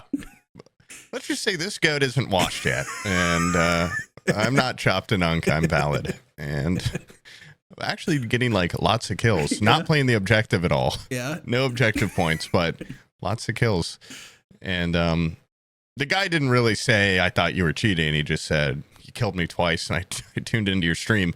But I'm assuming it's because he thought so. Yeah. And then I tried to, make a joke, see if he'd stick around. He was gone.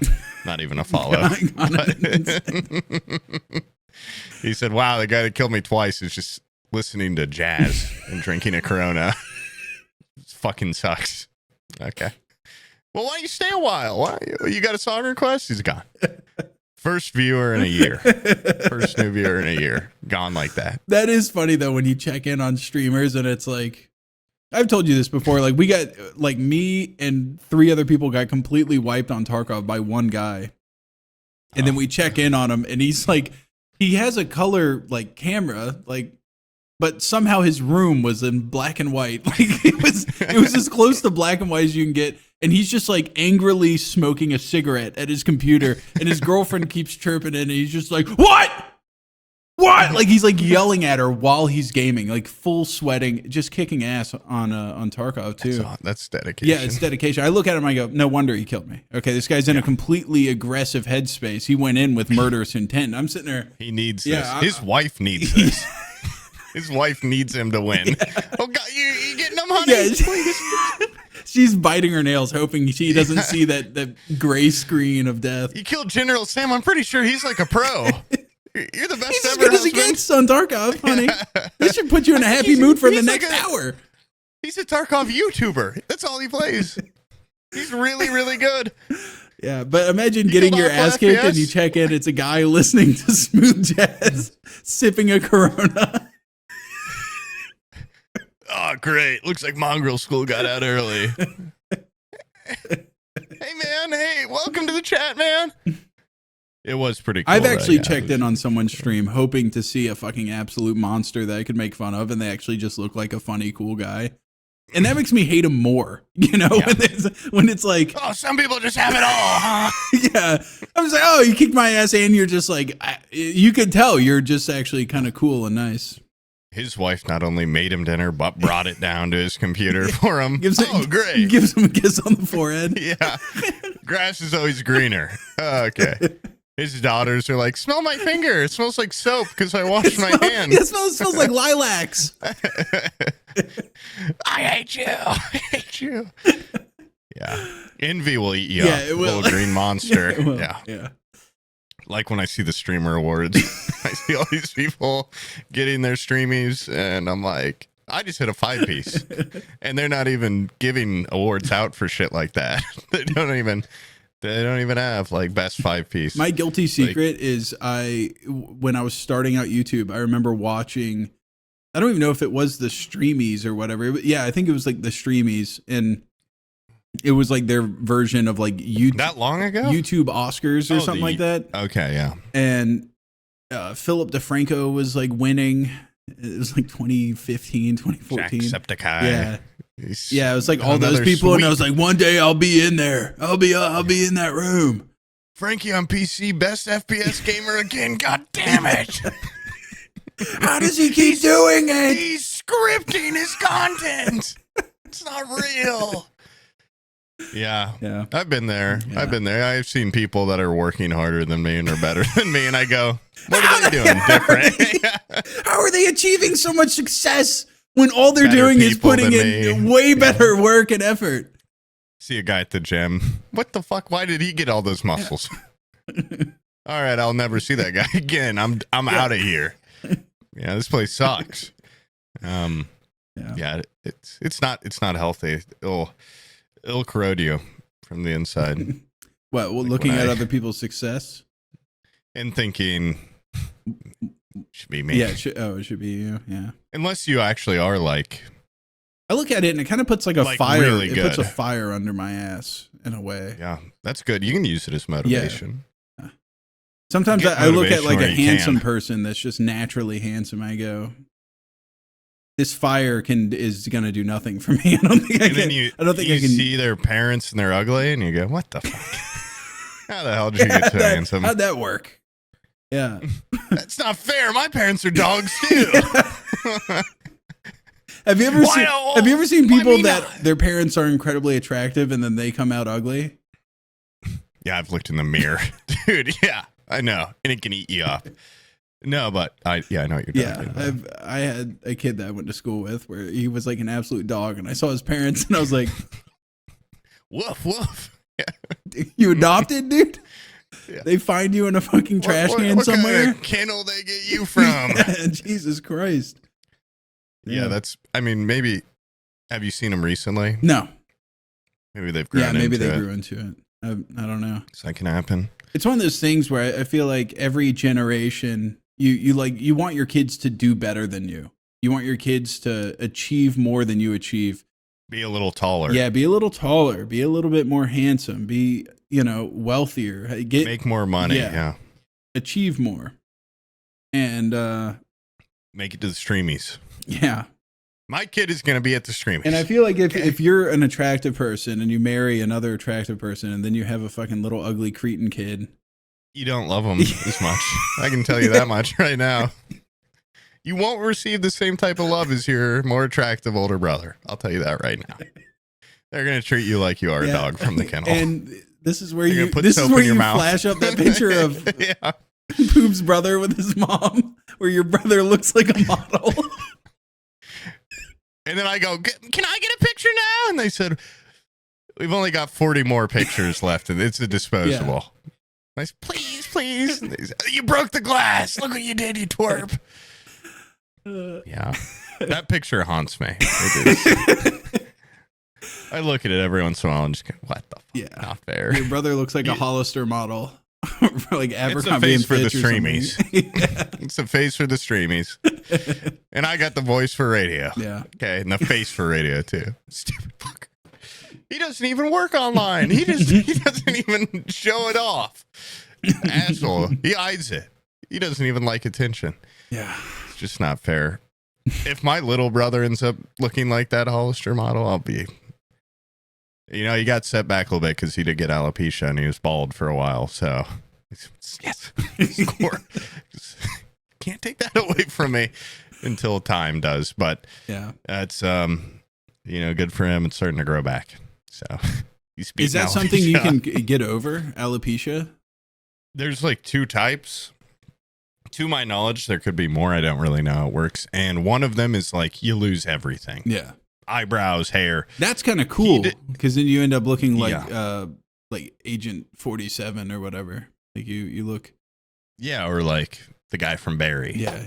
Oh yeah. NoHo Hank. NoHo Hank. Yeah.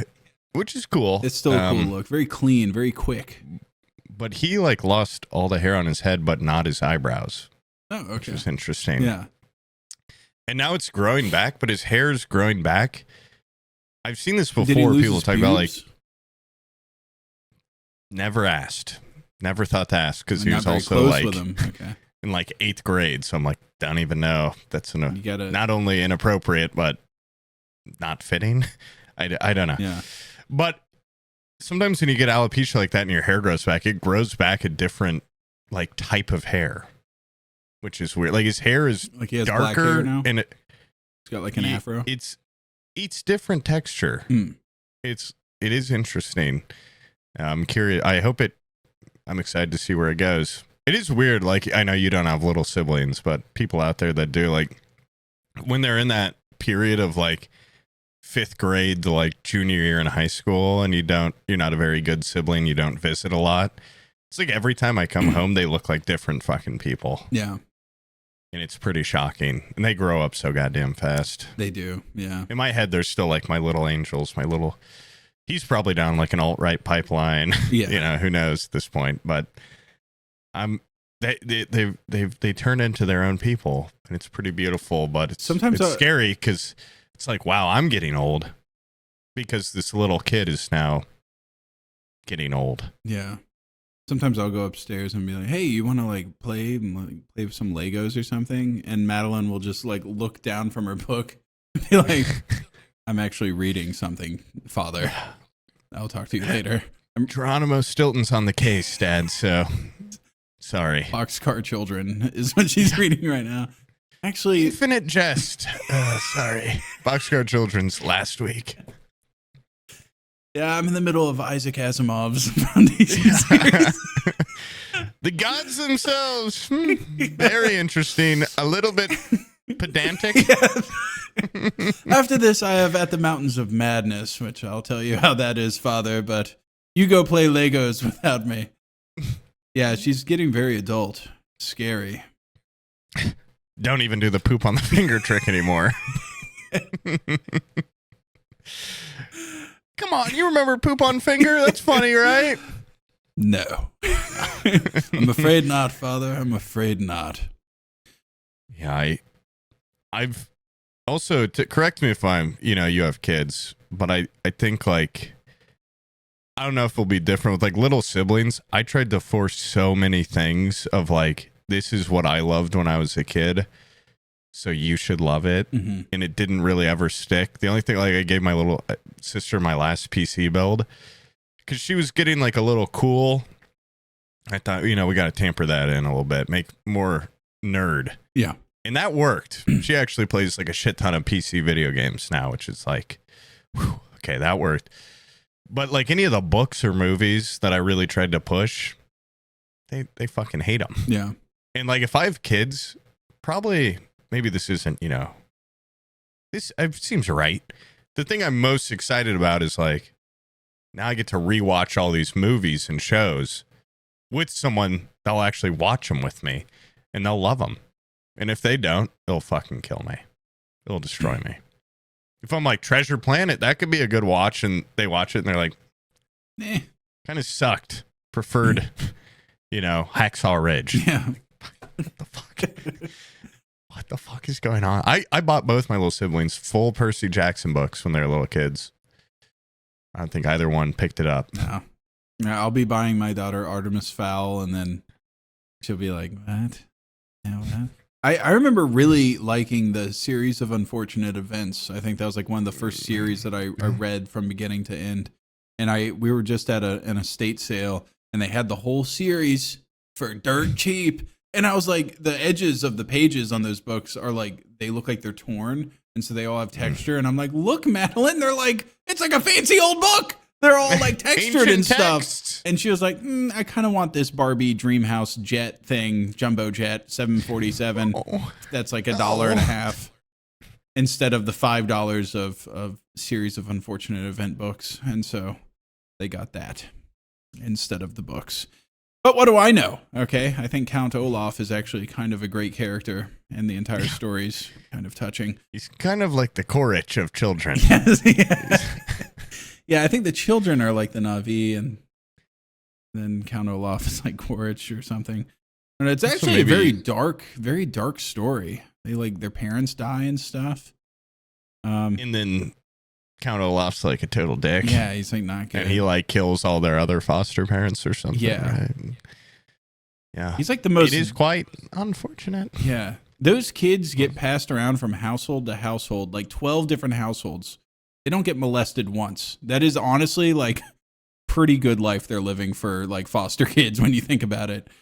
Because you talk to a regular kid that's been passed around from foster house to foster house, okay, their experience is completely different. Never looked at it in that lens. I might have to do a reread. Yeah, and go, wow. reread that and be like, wow, okay, their parents got killed. They are getting hounded for their inheritance. Nobody is trying to touch these kids though. Okay, nobody's trying to molest them. Not that unfortunate series of events. I mean, they had an unfortunate life, but it could have been so much worse. It could have been. If I was foster parenting and they're like, and that's Count Olaf, and I saw that guy, I'd be like, well, get the fuck out of here. Yeah, I would have just revolvered that guy in the stomach 7 times. The second I see fan the hammer. He shows up in a disguise and rip that fucking wig off. It's you, that creepy guy. Yeah. I'd put a barrel right in his fucking mouth and blow the back of his head off. Very somber books. They're so sad, even for like a kid. I don't know why I was so into them, but they're like, why you wanted your kids to read them so bad. Yeah, this is how it could be. This is how it fucking could be. Okay. And if you think about it, it could be worse. Yeah, it could be. Yeah. Now I want you to reread them with this lens in mind. Yeah. They were never touched. Not once. Nobody even tried. Yeah. Yeah. But that's crazy. But yeah, anyway, maybe if you had a son, you could put more stuff that they. Yeah, I think Artemis Fowl is more of like a dude book, and my kids are gonna be into like whatever that little female detective, like the kid, like little girl that's a detective. I forget her name. Nancy Drew. Nancy Drew, yeah. They might be into like the Animorphs, maybe, or the cat warrior books or something. Yeah, I tried to get them Goosebumps, but the covers were so scary that now I have to have the Goosebumps on my bedside table because they're too scary to have in their room. Also Woody from Toy Story, one of the toys I got them, Woody now has to be in my room as well. Too scary. He is. You need to toughen them up. Yeah, they're scared of gorillas, Woody, Goosebumps. They're scared These of are things kids love. Scared of a lot, dude. These kids are terrified. And it's never things I intend to scare them with. It's always just like random shit that I'm trying to like get them to like. I try to push anything on them that's cool, and all of a sudden it's fucking scary and lame. You got them on Minecraft. That's like an accomplishment. Yeah, kind of. That is pretty cool. Do you think you'll give them computers when they get older, or? Maybe. Yeah. I don't see why not. I mean, by that point, with the way the internet's going, don't let them into Discord. The internet's going to be so fucking locked down. Don't let them into your Discord. Yeah, no, they won't be in my Discord. Don't worry. Should be fine. They won't be on Discord at all. God, I think like giving a kid like, here's offline Steam. Yeah, with pre-downloaded games would be cool. Yeah, or give them like an Xbox or something. I don't know. I don't know what you give kids these days. Leapfrog. They're really into playing Teardown. That is a cool game. Yeah. Madeline looked Little at me and she was like a modern day philosopher. She was like, Dad, when you think about it, Minecraft is for building, but Teardown is for taking things down. And I was like, that's interesting. That is true, honey. That's exactly what it is.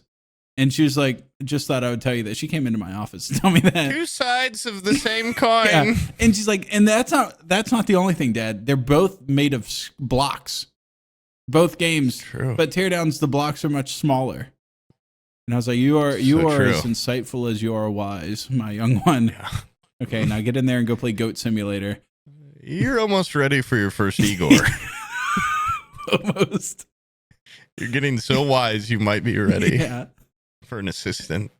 Yeah. That'd be funny. You should, for Halloween, you can make kids do whatever. Your IGOR. Make Madeline is Frankenstein and Olivia's IGOR. IGOR. And then I'll be Frankenstein's monster. Yeah, that would be awesome. Yeah. Some bolts in your head. And then Abby can be the bride of Frankenstein. Yeah. Yeah, that could work. I was gonna do That's a free one. That's a free one, dude. I could do that. Next one's gonna cost you. Well, the problem is that Olivia is so prissy. Prissy for a girl that goes, hey, yo, sniff the shit on my finger, dude. Sounds really elegant. Well, that's what passes for elegant in this household, okay? But when it comes to, like, Halloween, she's always like, I want to be a princess. I want to be a fairy princess. Okay, we'll get you a fucking princess outfit. I'm thinking more IGOR. Yeah. I'm thinking more like shove some rags in the back of your coat, give you a big hunchback, and you talk all sinister. But she wouldn't fall for it. That would be so funny to watch a little kid dress up as IGOR. They'd be good at it. Nah, they can't do the voice. Kids aren't good at voices, dude. Their voice boxes are so like one-dimensional. They can do their own voice, but asking a kid to mimic another voice, they can't do it. They don't have the range. You ask a little kid to do a deep voice, and they're like, like it's still like high pitched, but it's just their version of low pitched. Yeah. But their balls haven't dropped yet. So. Not yet. Yeah. When my daughter's balls drop, I'm gonna get them to do so many funny voices. Yeah. Now you can be IGOR. But what does IGOR even sound like? Isn't it like a high? Oh yeah, it is a high pitched voice. Yes, I will do that. Yes. The only IGOR I really know is from Young Frankenstein, so that's like really my biggest Frankenstein experience is the Mel Brooks. Where the fuck do you even get a big switch like that? I want to buy one. I was actually thinking, I was thinking the other day, just having one would be awesome. Like, because I was thinking about, like, if I get this new house, some of the light switches are a little outdated, and at first I was like, I wonder if you could get like brass or something. Would that be cool? Outdated. And then I was thinking, like, my dad's an electrician. Could he just make, if I had like a big like that turns on all the lights in the house? Like, that'd be awesome. Let's do just one light, like a master switch. Yeah, because I'm gonna have lamps everywhere anyway. I'm not gonna be using the lights very much. So if it could be on like one, and if you could somehow have like lightning shoot out of it or something. I don't know. I just think, like, I was literally thinking that 2 days ago. Like, where would I buy big metal switch? It probably wouldn't be too science surplus store or something. I don't know. Acme evil genius store. There's got to be like a place to buy that kind of, like, I need vials and big, I don't know, the bigger vials that are like more bulbous. Yeah. I need sorts of concoction stuff because I want to do Halloween right. If I get a new house, I love Halloween. I love decorating for it. So I've got my butler, and I've got my animatronic pumpkin guy that plays a little guitar. What's your costume this year? I don't know yet. I'm always too. I mean, last year I was some Mogwai, whatever. Yeah. And the sweat factor on that was a little bit high, right? It was off. I had to get that cooling vest. Yeah. And then that was really cold. And my body felt very odd. I felt super weird in that. And then a lot of people thought I was a furry. Mm. So backfired a little. I don't know what I'll do this year. Maybe IGOR. I'm not, I got some time. I really want to do like old-timey robot. You know, where you get like the dryer vents and you put them on your arms, and then you do the cardboard that you've painted to look little like light on the head. Oh yeah, I could wire it up with LEDs or something. I really kind of want to make myself look like a 1950s robot toy, you know. That'd be a claw hand or I think I'm just finger. I might make like little cardboard things that go over my thumb and then over my hand, so they look like clampers, but I can still use stuff if I need to. And I was like, I should probably get working on that. I got like 2 months. Yeah, so I should probably start. Then you got TwitchCon and all that stuff. Shit, when is that? In the way, sometime in October. Fuck. Okay. But I think this year I'll probably have to do like a couple's costume, because last year my girlfriend wanted to do one, and you're like, I'm Mogwai. Yeah, and I went rogue and I bought a Mogwai costume off Facebook Marketplace. So this year I might have to compromise a little, and I don't know. A couple's costume that's like doing a couple's t-shirt where it's like, I'm with her and she's with me. Like, who the fuck? Yes, not. It is. It's like being a duo costume. You know, this isn't what I'm saying she'd want to do or I'd want to do, but it'd be like being, you know, like Shrek and Fiona, or like Velma and Fred. I've had to do Daphne. Fred Flintstone. Fred Flintstone. I've had to do the Flintstones. That's another example. Yeah, shit like that. It's not like I'm with it. I'm hers and I'm he's. You know, it's like Cinderella and Prince Charming type shit. You know, it's just like I think Shrek would be a good one too. I don't want to be Shrek. I'll be Donkey. I got pretty into wearing fursuits after last year, so if it's an animal, I'll do it. I could be Scooby-Doo. Yeah. She could be Shaggy. I'll save Shrek for when I'm fatter and older. I need to get like dudes in my family, as they get older, they get really like, they get fat. Yeah, they get the Shrek build, you know, where you just have fucking no ass and little legs, and then you're just a big bowling ball up top. Do a great Shrek in a couple of years. Insane Shrek when I get older. If Halloween was only 6 months away instead of 2, I could really do a great Shrek. When is that thing that we're doing in November? Is that like the first week in November? Yeah. Okay, because I just found out I have a wedding, but it's like second or third week in November. You'll be fine. It's destination. We're going to Vegas, guys. The first podcast of November is going to be in person. Yeah. He doesn't sound excited. I just been seeing so many ads that are like, Vegas is dying. I know. Honestly, it seems enticing to go now that I know it's dying. Then again, I've also seen like, I'm afraid that the Vegas is dying thing is just like a trend maybe of like people just regurgitating the same shit because it gets like karma on Reddit and stuff, and on TikTok it gets clicks or whatever. But I've also seen people being like, dude, I just went to Vegas. Here's pictures. It's fucking slam packed. And I feel like people also want to go like, Vegas is dead because I want to go to the Sphere. Because then it makes all the immigration shit look really bad, which it is bad. But if I was Canadian, I think a lot of Canadians would come down and go to Vegas. And if I was Canada, I would be like, I don't want to, or if I was Canadian, I would be like, I don't want to go there now. They fucking hate our guts. I'm not going down to Vegas and spending my money.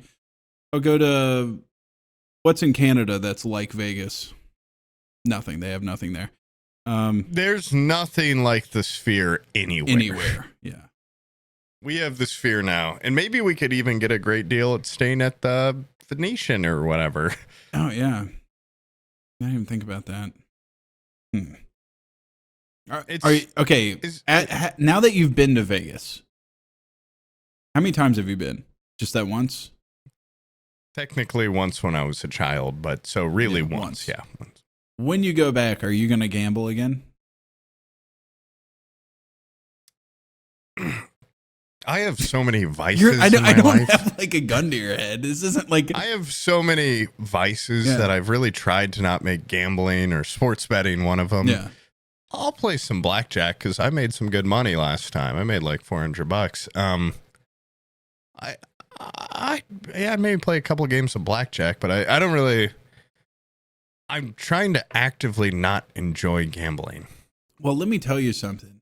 I'm trying to actively enjoy gambling, and I can't. That's scarier. Is when you're trying to enjoy something, and then you're just like, the magic's not there. You know, it's gone. The magic's gone from this. And that's what gambling is to me. When I put my money down, I don't even care if I win. I go like, I'm risking it. It's gone. The Jewish inside of me is boiling up, and it's going, you should own the casino. You shouldn't be here at the table. This is where the saps sit. And I feel like I'm just on the receiving end of some sort of like Ed, and Eddie scheme when I'm sitting there at the table, knowing that, the only reason they're able to keep the AC so goddamn cool and keep this giant building with the lights on and everything is because they win. They win 99% of the time. And it's expensive. Everything else there was super expensive. They get your money, whether or not you like it or not. You're getting it. Yeah. Getting screwed over. Well, poor you. You can't get addicted to nicotine or gambling and you tried. I've tried so fucking hard to get addicted to something. I've tried all these substances and nothing's hitting. I wish I could give you some of my vices. Nothing's hitting. Wish I could. Yeah. I'd trade you in a heartbeat. Yeah. So I'm sure how do you think it feels to be me? I can enjoy stuff. Other people have a hard time quitting stuff because it's so good. I can't even enjoy it. The only thing, grass is always greener on the other side. You're one of those guys that you can only get enjoyment from like crazy adrenaline now, like skydiving and like bank robbing and public shit like masturbation, point blank shit. Exposing yourself, myself to groups of people that don't want to see it. Yeah, joining discords shouldn't be in. Just testing the waters.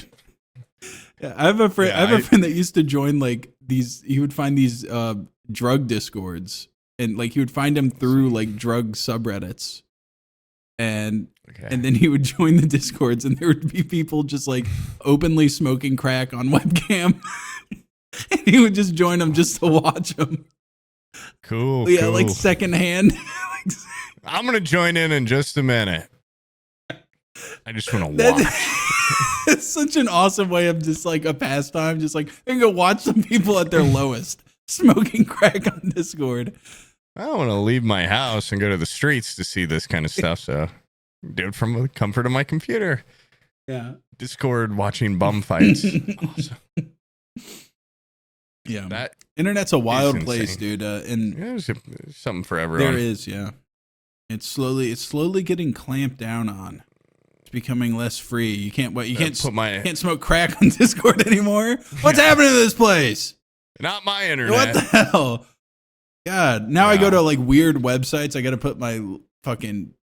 My ID to watch porn. Yeah. I don't want you knowing that. Yeah.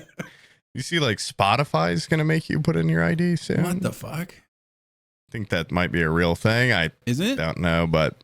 Sure, let's say it is. I hope that when you put in your ID and you follow our podcast, I hope they give us your information as the podcast owners, and we get to sell it. Yeah, and then we can turn around and sell it. One information $1. I don't know, like why. I guess it. Yeah. Well, in case I want to listen to some explicit rap.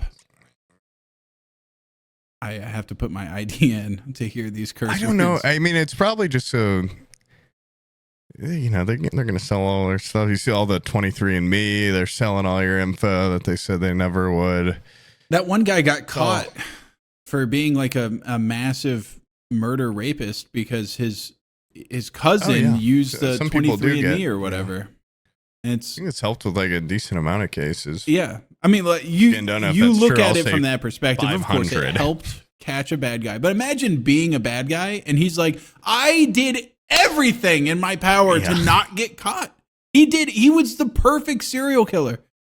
They had no idea who the fuck he was. And then his stupid ass cousin did a 23andMe and they were able to genetically link before them. They got me. Yeah, I would feel like that's like Minority Report, where like they come arrest you because you haven't done a crime yet. You know? What? Just because I killed like 50 people, but I didn't even get caught. Yeah, but they didn't catch him. Report. They didn't catch him because of any actual investigative skill. They did like genetic linking to get him, dude. If I was him, I'd be pissed. You got a precog in a cell somewhere, pumping out marbles. If I was him in court, I'd be like, "Hey, dude, if you had to use this sci-fi shit to catch me, it just means you guys are dumb as shit." Okay, you had to break the rules of the game to catch me because I'm that good. Yeah, if I get out of here, I'm gonna kill my cousin. This is your fault because he wanted to find out if you were actually 1/16th Native American. I'd be pissed if I was that guy. 100%. Yeah. I would try to kill him. If I was that guy, I would genuinely try to kill him. Yeah. And say, this one, you don't even have to use the sci-fi shit. I'm going to tell you right now. I'm going to kill that guy. I'd be scared if I was the guy that got the test. Like, oh fuck, my cousin's a serial killer. Oh, yeah, it turns out he's like one of the most prolific mass murderers of the past 100 years. They call him the cousin killer. Oh my god. Holy shit. Yeah. Zimmo, revenge. Oh god. Yeah, don't get on his bad side. Don't rat to the cops. Those are his two things. He's broken out of 100 prisons before. He's got a bunch of tattoos that are like mazes. Oh, fuck. Oh, God. Yeah. Yeah, it's scary. You could just commit a little crime and your cousin gets you caught. I did see, I think there's like a subreddit called like Data's Beautiful or something. And there was someone that raised the question of how come like the 70s was like the peak of serial killers, and like the line graph was like prevalence of serial killers and victims and stuff, and then it gradually went down. It's like, what happened to all the serial killers? And they're like trying to wrap their fucking head around it. Like, what was so bad about the 70s? It's like, dude, they just got better at catching them. You can't get away with killing like 50 people now. Yeah, they can catch you with that precog shit. They got your blood already in the system, whether you like it or not. They got cameras in the goddamn birds, you know? Yeah, and now if you Google like how to kill a person and get away with it, you got to put your ID in to get the answer. Of course they're going to know it's you. Yeah. People are really bad at killing people now. Yeah, back in the day, they just went by they trusted their gut. They didn't Google nothing. They catch so many people now, and like, how long does it take to decompose a body with lime or whatever? They Google that. Of course they're going to catch If I bury a dead pig over the dead body in my backyard, will the cop dogs smell it or will I get away? Yeah. People need to start going to libraries again for that kind of shit. Yeah. And it's like, you got to be careful what you buy. Yeah. You know, on Amazon. Everything's tracked now. Kill gloves. Like, it's just, I'm not big knife. I'm not advocating for serial killers. I'm just saying, like, as an empath, it's a lot harder to be one. As an empath, it is getting really hard to be an effective serial killer. It's getting tough out there. It's getting tough. And if you're a serial killer listening to this, get him. Show him that you're still out there. You still have power. And then don't get caught. Yeah. That's the hard part, is don't get caught. Yeah. It's not so hard to, well, like morally, it might be hard to kill somebody, but people are fragile. But then getting away with it. Yeah. I think, you say morally it's hard to kill someone. There's so many people out there that just run over people with cars and then go like, shit, I fucked up. And then just. Oh, I just watched I Know What You Did Last Summer the other day. Yeah. Groups of teens are going out partying, celebrating. They're accidentally hidden guys. Yeah. Turns out the guy they hit, spoiler alert, is the killer. And yeah, I mean, what would I do if I was driving home and I just bonk? I don't know. I got a podcast I got to get back to. I got 2 more of these this month. I don't know what I do. The killer in that movie is the guy that they ran over? They run over a guy, spoilers, and they're like, fuck, man, we hit this guy, and they dump him in the water, and he's like, I'm still kind of alive. They find a dead body on the news. Oh, a guy out, fisherman found him.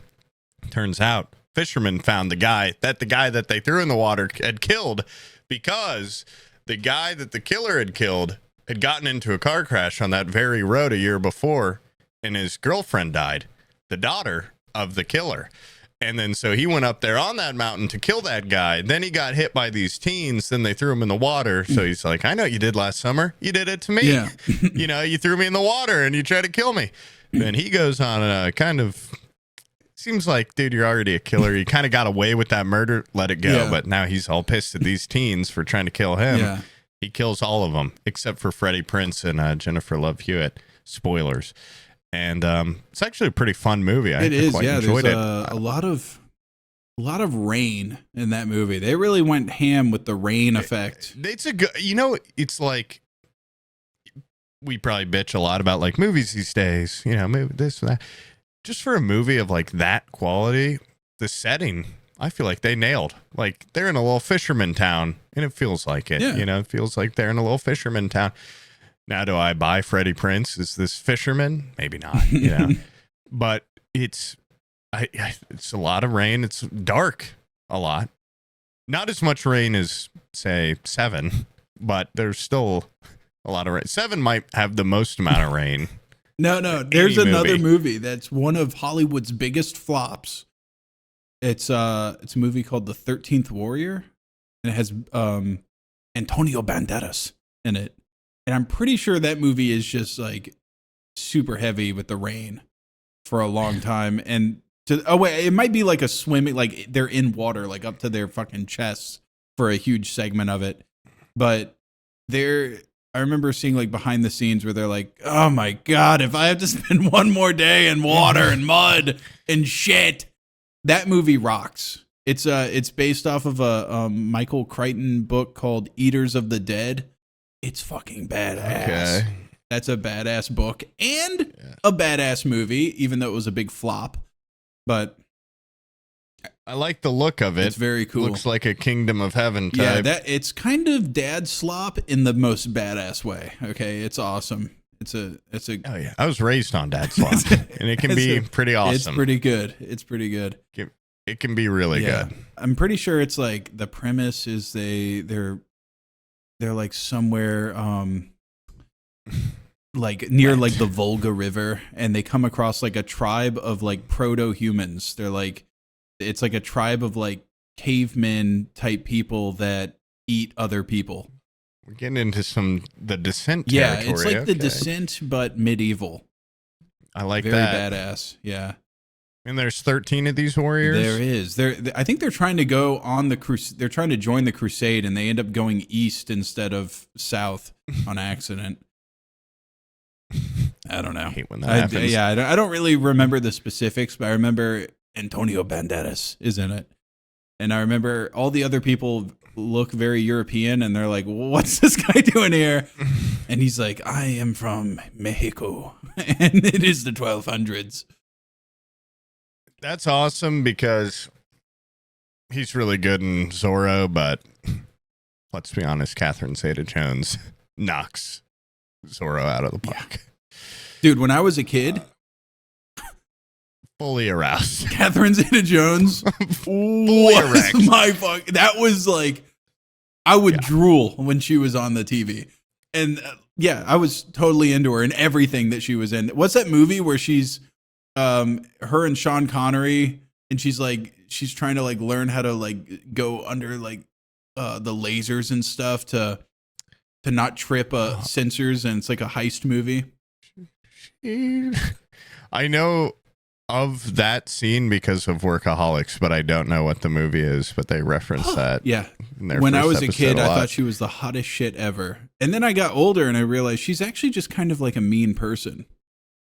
And I don't want to hear that. And she doesn't have a great personality, but whatever. She doesn't need to have a great personality. She doesn't. Well, not when you look that hot. Jones. Yeah. You think I'm rotten now? If I was as attractive as she is, I would be Hitler. I would be like the worst human ever made, I think. You guys better be happy I look the way I look, okay? You think I'm bad now? If I ever got plastic surgery and got all handsome, it'd be over. I'd be Your parents saw the signs when you were a kid and they hit you with the ugly stick a little bit. So they're like, we could have a I came out and they issue. just like, they scrunched me. Yeah. They just squeezed my head like that grocer guy squeezes my tomatoes. And went, he's malleable. Yeah. And then grab it and heal the forehead up. My God, this baby's like a Catherine Zeta-Jones type. We got to do something. Let's nip this in the bud before it turns to like an ego issue. It's probably Zach. Yeah. Probably jealousy. Yeah. He's like, well, I'm not anywhere close to Catherine Zeta-Jones. Yeah.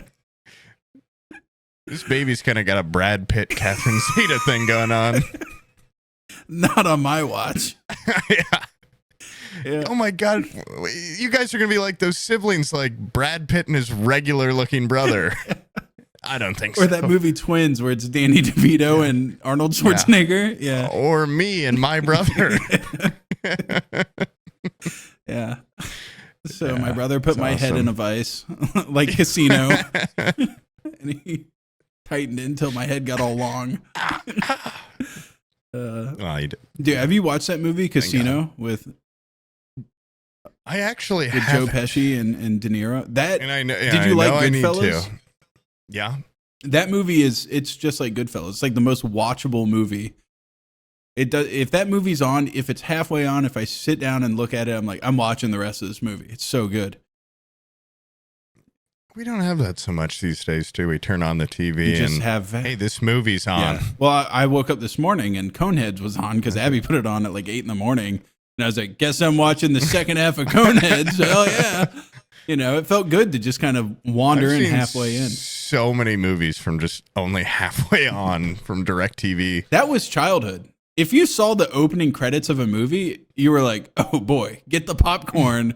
I caught this one at the right time. A whole fucking movie. A whole movie ahead of me? me? That's crazy. Something not on VCR. Oh my God. Yeah. But anyways, guys, this has been an awesome podcast. Thank you for joining us. Yeah. We both have... You guys agree, right? Yeah, you got right? This was awesome, right? Was awesome? It as good for you as it was for us? They loved it. Yes, 1 million people say in unison. Yeah. Of course. Our thousands of IGORs out there. Yes, it was great. Guys, if you're a patron, you're either an IGOR or evil wizard type, so... I'm actually kind of making like an anti-wizard video right now, so not like a wizard type. It's not really wizard. What's the word I'm looking for? Warlock. Like visor? Or what's the word? Visor? Or? Vizier. I don't know if it's, Vizier. I don't know how you say it or how it's spelled. I don't know if it's, but you know what I'm talking about, like an evil kind of warlocky, but like maybe they're not even totally magic, but they're... In that Mage Arena game, you can choose your team. Your team is either Warlock or Wizard. And Warlocks are just kind of like evil, nefarious wizards. So I'm kind of more pro Warlock than I am Wizards. So if you guys align to any sort of like fantastical magic wielding person, I would prefer it if you would be more Warlock. Because I found out the difference between a Warlock and a Wizard is a Wizard spends, so long sitting there studying incantations and tomes about secret knowledge, and then by the time they unlock the ability to wield it, they're all old and grizzled and gray. That's why they always have long beards, because it took them that fucking long. They spent their glory years with their nose in a book like a dork. Warlocks, on the other hand, they just go up to like a powerful Sauron type and they go, hey, Predator high five, give me some magic in exchange for my soul. Okay. And Sauron goes, of course, you're so awesome. And then they give you magical powers and your eyes glow red. I thought a warlock was like a man witch. No, I think he's just like a wizard, but instead of studying, he just made a pact with the devil. That is cooler. Yeah. He's like unless you're a total nerd. Yeah, unless you want to read about long hours, sacred knowledge and stuff and study all the time. But warlocks ain't got gray beards, okay? They're like 35 years old. They're 34. The prime of their life, I've heard. 34. Yeah, everybody wish Sam a happy late birthday. Yeah. My brother called me on my birthday and goes, by the way, statistically, they've said that 34 is supposed to be peak happiness in your life. And then it goes downhill from there. And I'm like, is that like just your personal experience, or is that like something you actually looked up? He's like, no, I read it, and it was true for me because I think his son had just been born. He was married. My brother was married for 1 year. And he's like from his birthday to the birthday, day 34. after his 35th birthday, his wife gave him divorce papers. So he's like 34. They weren't lying. He's like 34 rocked. And then I got divorced literally the day after I turned 35. So this is my year. Okay. I can feel it in my loins. I got a lot of things planned in the fall, going places, doing things, recording things. I got plans. Like I got schemes. Thing podcaster says before he dies in a car crash. I have plans, my machinations. It's finally You will going know my way. of the things I have sown when I reap them. So Nothing can stop my best year ever. nothing except for a really diligent detective with access to 23andMe. Flip the switch. Flip the switch, Igor. Throw my plans into action. So that's what I got. That's what I have brewing. No details, but you'll know. You'll all see. Yeah. I'm building a killdozer in my garage. Watch the news. Yeah, watch the news. You'll see. You'll see. You'll all see. Anyways, thanks for watching, guys. We have a hard cutoff time of 5 p.m. and it's 4:41. I have my family coming over. They want to celebrate my birthday, and you have something. I forget what you're doing. I just charged my VR headset. So. Two things of equal importance. A hard cutoff because I forgot to replug it in. The battery's going to run out 2 minutes after 5. Yeah. So. Okay. Well, anyways, see you guys.